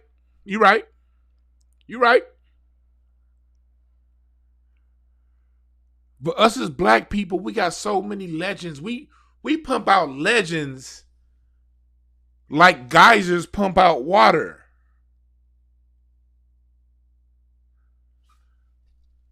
And we don't honor them. Good point, Derek. I forgot MC Lyte was married. She is married. I met MC Lyte one night at a comedy club. She used to come out to the comedy clubs. These little comedy lounges that we had. This one comedy lounge we had on Ventura back in the day. She was so super nice and still very pretty. So what I'm saying is Eddie Murphy, he honored black society through the people that he gave acknowledgement to.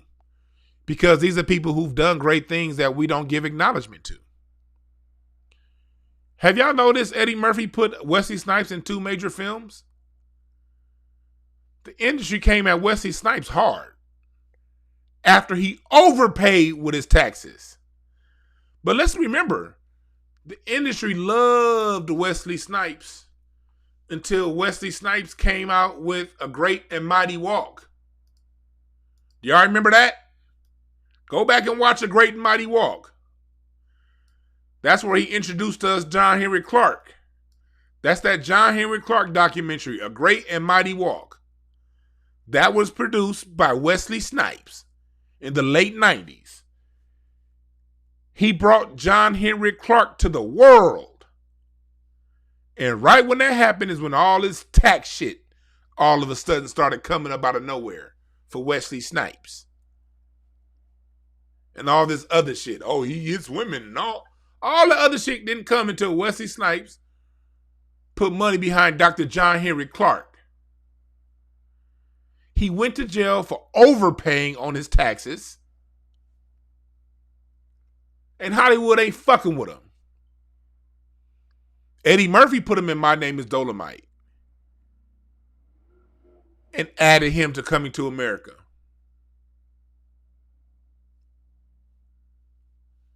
Eddie Murphy it was dope seeing him put Lunel in that film. And Rodney Perry. Quick DeWan story. Rodney Perry is one of the reasons why I'm even a comedian today. He didn't do anything for me. Lord knows he ain't did nothing for me. But I mean as far as comedically. But I was a fan of Rodney. Rodney Perry used to host this comedy show at the Comedy Union back in the day. And when I worked at the bank, he would be my customer.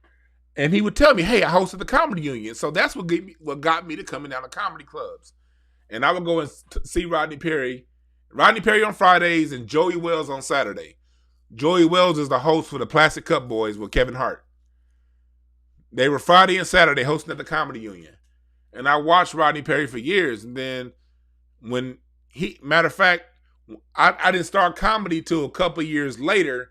When I started comedy, Rodney Perry had already moved to Atlanta, and he was doing that show with Monique. When Monique had her show, he had just gotten that gig to do the Monique show the year I started stand-up comedy.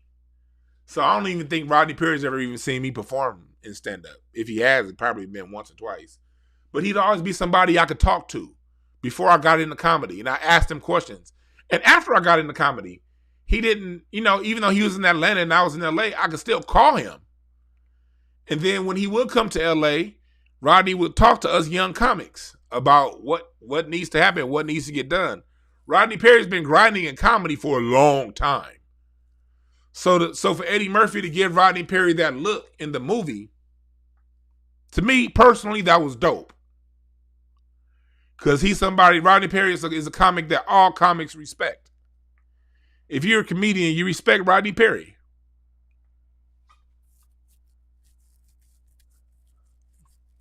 So Eddie did a lot of things behind closed doors.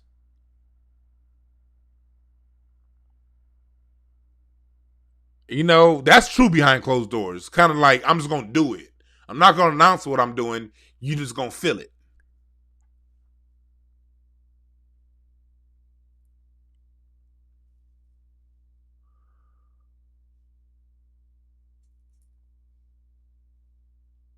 You're right, Luke. U.S. law propaganda. Hollywood propaganda is the arm of the CIA and globalist agenda.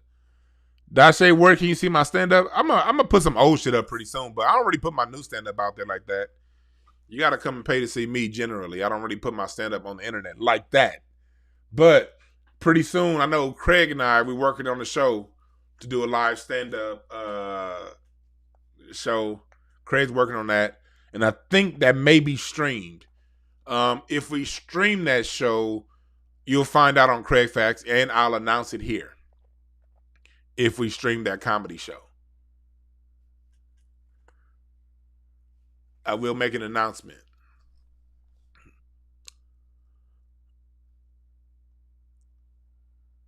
Yeah, but U.S. law made a good point. Hollywood propaganda isn't. Look, I made this point. I made this in a Facebook post. Let me see if I can find this Facebook post, and I'm gonna screen share with you. I'll be writing shit on Facebook that I'll be meaning to share with y'all, then I forget. Let me see here. Let me go back to that post that I did. Because you got to remember that Joseph Goebbels, the Nazi propaganda minister, learned from the United States how propaganda works. Doing war, here it is. Let me see if I can pull this Facebook post up.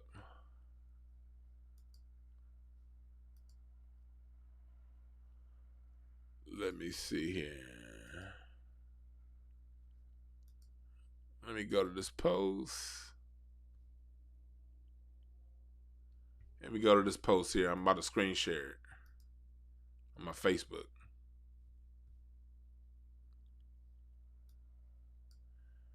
During World War II, Nazi propaganda minister Joseph Goebbels created a band called the Ghetto Boys. Yes, the motherfucker literally created a band called the Ghetto Boys. They remixed American jazz music with German vocalists singing anti-Semitic propaganda. When they were done, the government sent the Ghetto Boys to death along with the Jews that they were propagandizing. Yeah, because during the 1930s, jazz, especially swing, was so popular. Swing was to the 1930s what hip-hop is now. Duke Ellington, Count Basie, all these great swing bands. Swing was made illegal in Germany because it was too black. They called it monkey music. Monkey meaning black, of course, to them. They made that illegal in Germany to listen to jazz. But although it was illegal, the German youth, teenagers and people in their early 20s and whatnot, would still get together at these underground jazz lounges, and during the Holocaust, during World War II, they would still find ways to listen to jazz music. So Joseph Goebbels, look him up, the propaganda minister of Nazi Germany, said, okay, we cannot stop the youth from listening to jazz. We can't ban jazz. Even though we have laws against jazz, they're still finding ways to listen to it. So what we'll do is we'll co-opt the sound and hire people to say what we want them to say. Who better to disrespect and denigrate Jews than other Jews? So they created that band called the Ghetto Boys. No, I'm not talking about Willie D and Bushwick Bill and Scarface, not those Ghetto Boys. And they use jazz to make music propagandizing the mistreatment of Jewish people. And it worked. And it was effective.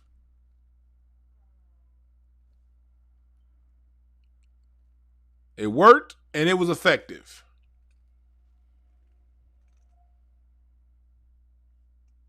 That's how propaganda works. But when they were done with the propaganda, they used the Jews that propagandized their own people. They took them and threw their asses up in them kettle cards too, along with the rest of them. See, Joseph Goebbels is somebody who said that when he learned propaganda, he saw how Birth of a Nation was such effective propaganda against Black Americans. And he saw how America uses propaganda to discredit and dehumanize Black Americans. So he used it in Nazi Germany. Question: do you think the place, the country, Hollywood, the industry that Goebbels learned from? Do you think it stopped what it's doing out of morality and they suddenly got a conscience and stopped? Do you think they stopped? Or do you think they got better? Did they stop? Or did they get more sophisticated? Did they stop? Or did they just get better at hiding what their true agenda is?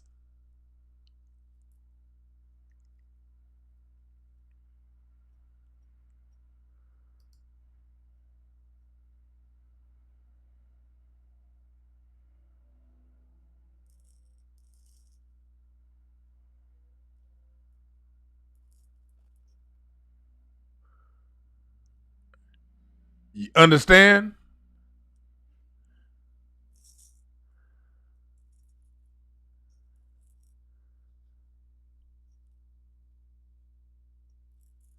That's right. They improved the game. So remember that when you're watching these TV shows, when you're watching this movie,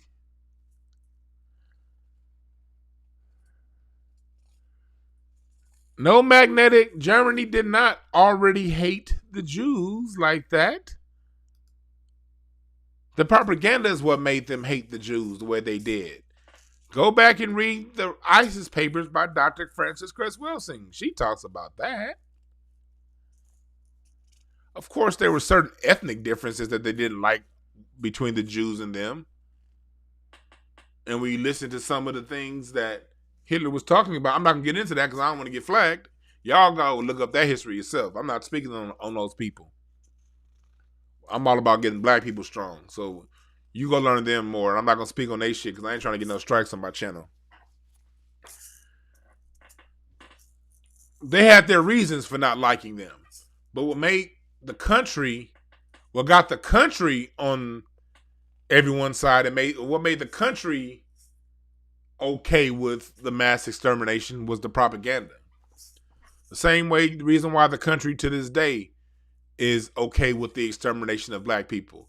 We live in a place right now where they're saying Asians need special privileges and funding. At the same time, Asians are going around killing black people and shooting and beating us up, beating black women up in their little goddamn nail salons. Oh, ignore that. But one little Asian gets socked out in the hood and robbed. All of a sudden, it's a mass race thing. That's propaganda. When you see movies with black women going around fighting and challenging black men and showing black women in this big old ghetto hood masculine energy, that's propaganda, yo. That's propaganda.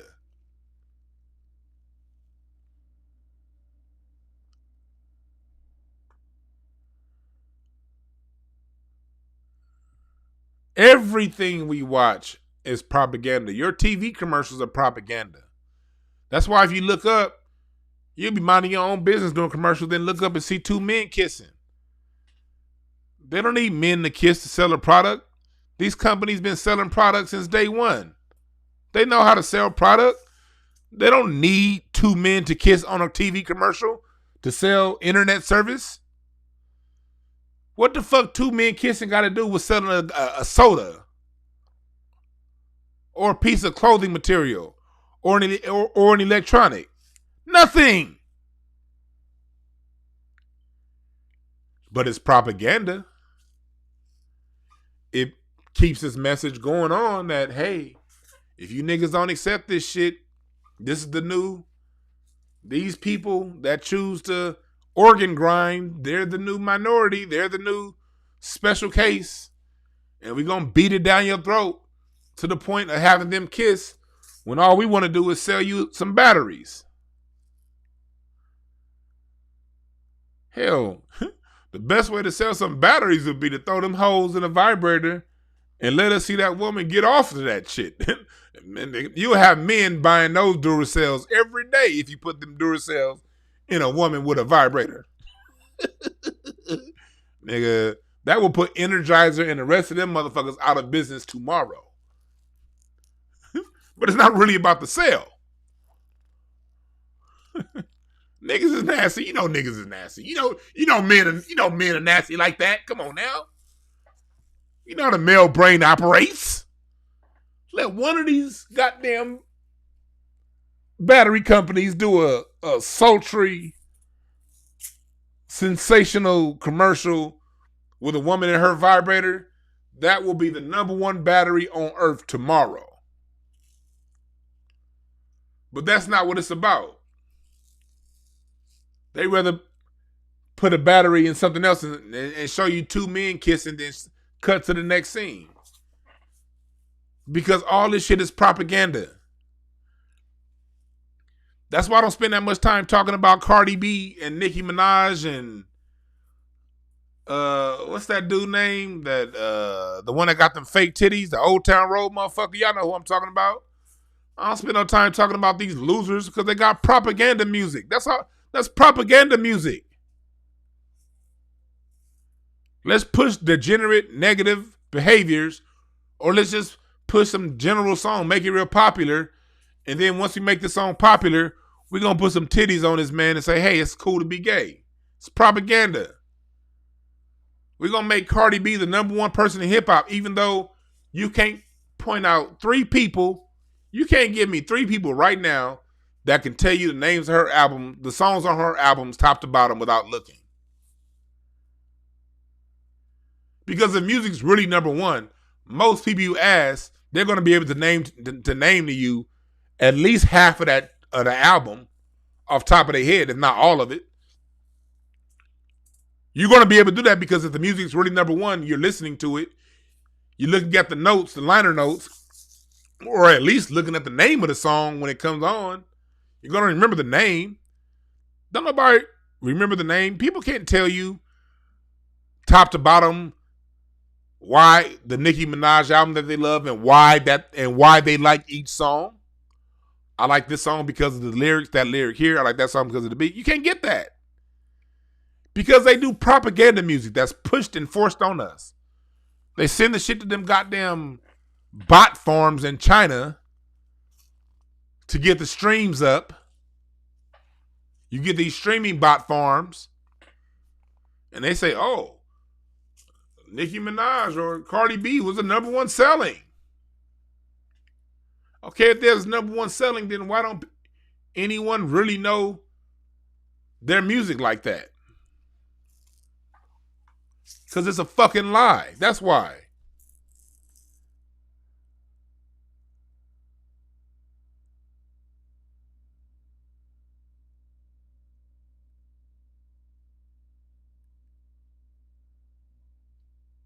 It's a lie. It's bullshit. It's propaganda. So understand that. Look, always have propaganda in the back of your mind when you're watching anything. And keep your third eye open for the lessons. What are they trying to show you? What are they trying to teach you? I liked Coming to America on top. I liked a lot of things that it did. I did not like some of the underlying messages. Ghetto black woman. Irresponsible black male youth. But the nigga 30. Nigga 30's too goddamn old. And yes, those black men do exist. I get it, yes. Yes, those ghetto black chicks like Leslie Jones on there. Yes, they do exist. They're out there. But they ain't the only story. Why do they get 90% of the exposure with black faces on it? While those of us who grew up and actually have love and respect, those of us who actually get out of bed and wake up and meet our goals every day, those of us who take care of our lives, those women who know who the baby's fathers are and who are with those, why don't their story ever get told? They told those stories back in the 90s. The Wood was a great movie. Boomerang. That's one of the greatest when it comes to that. They don't tell those stories too often anymore. They did back then, but not now. Because it's just propaganda, man.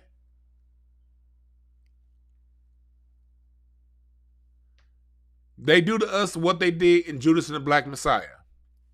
When, again, I made this example earlier, when they make these false equivalencies. Oh, the Panthers and the Ku Klux Klan are the same thing. No, they're not. On the surface level, they talk things that disrupt the status quo. But when you get underneath, the Panthers are talking disrupting the status quo by providing justice to those who don't get justice. Food to those who are hungry. And hands to those who come across you. Hands, feet, and guns to those. That's all they were saying. The Klan is saying go out your way and kill people who mind their own goddamn business. Huge difference. But they equivocate for those who don't go past the surface level. Always go back past the surface level of what you consume.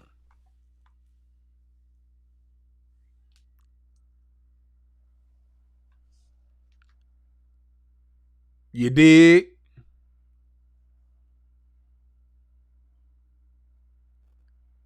Parents are 600. My parents calling me. I call them back. Leo Genius propaganda's always been legal. And that didn't start with Obama or Bush. Propaganda's been going around since. Propaganda goes back to Rome. Rome was good at that. The Roman propaganda was, if you were Roman, you can do what the fuck you wanted to do. And if you weren't a Roman, you had to bow down and acquiesce to the rights of the Romans. So the Romans used to go around town, and then if they didn't identify you as a Roman, they could just slap the shit out you and keep on get on their chariot and keep walking.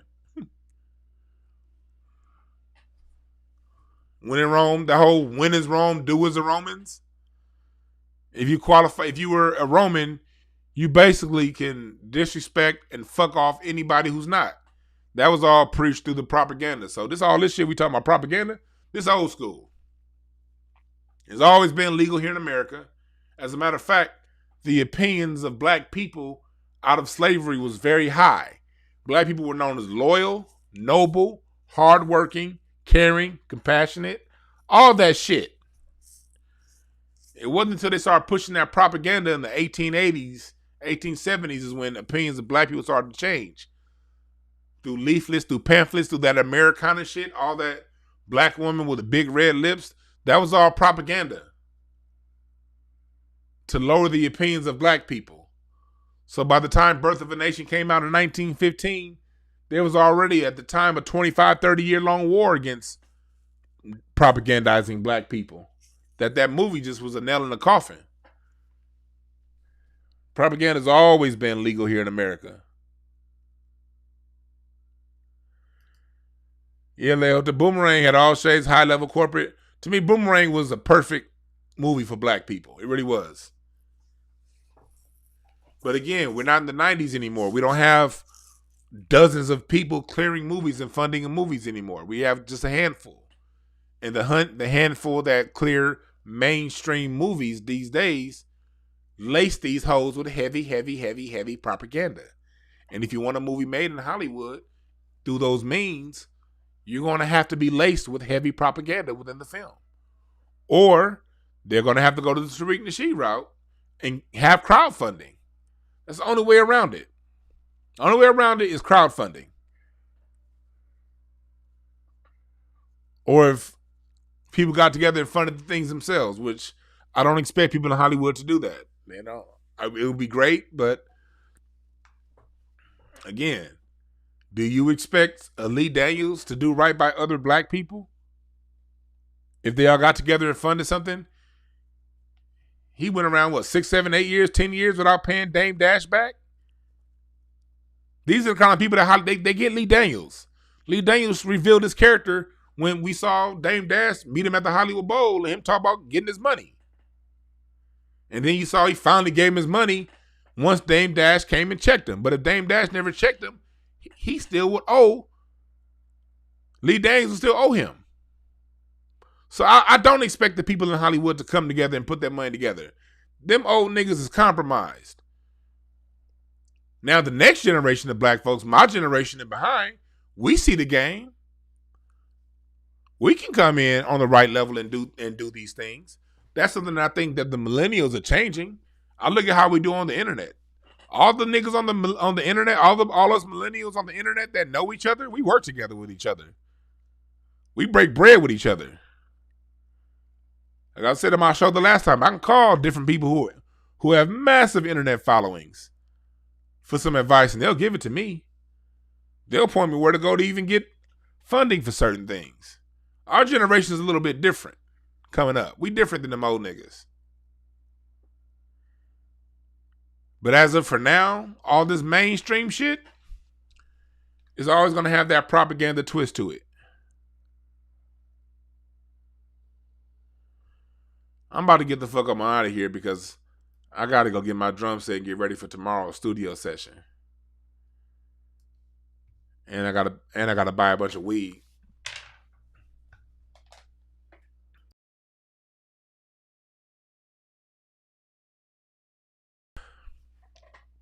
Gotta take at least a quarter, maybe a half ounce in the studio with me tomorrow as I create.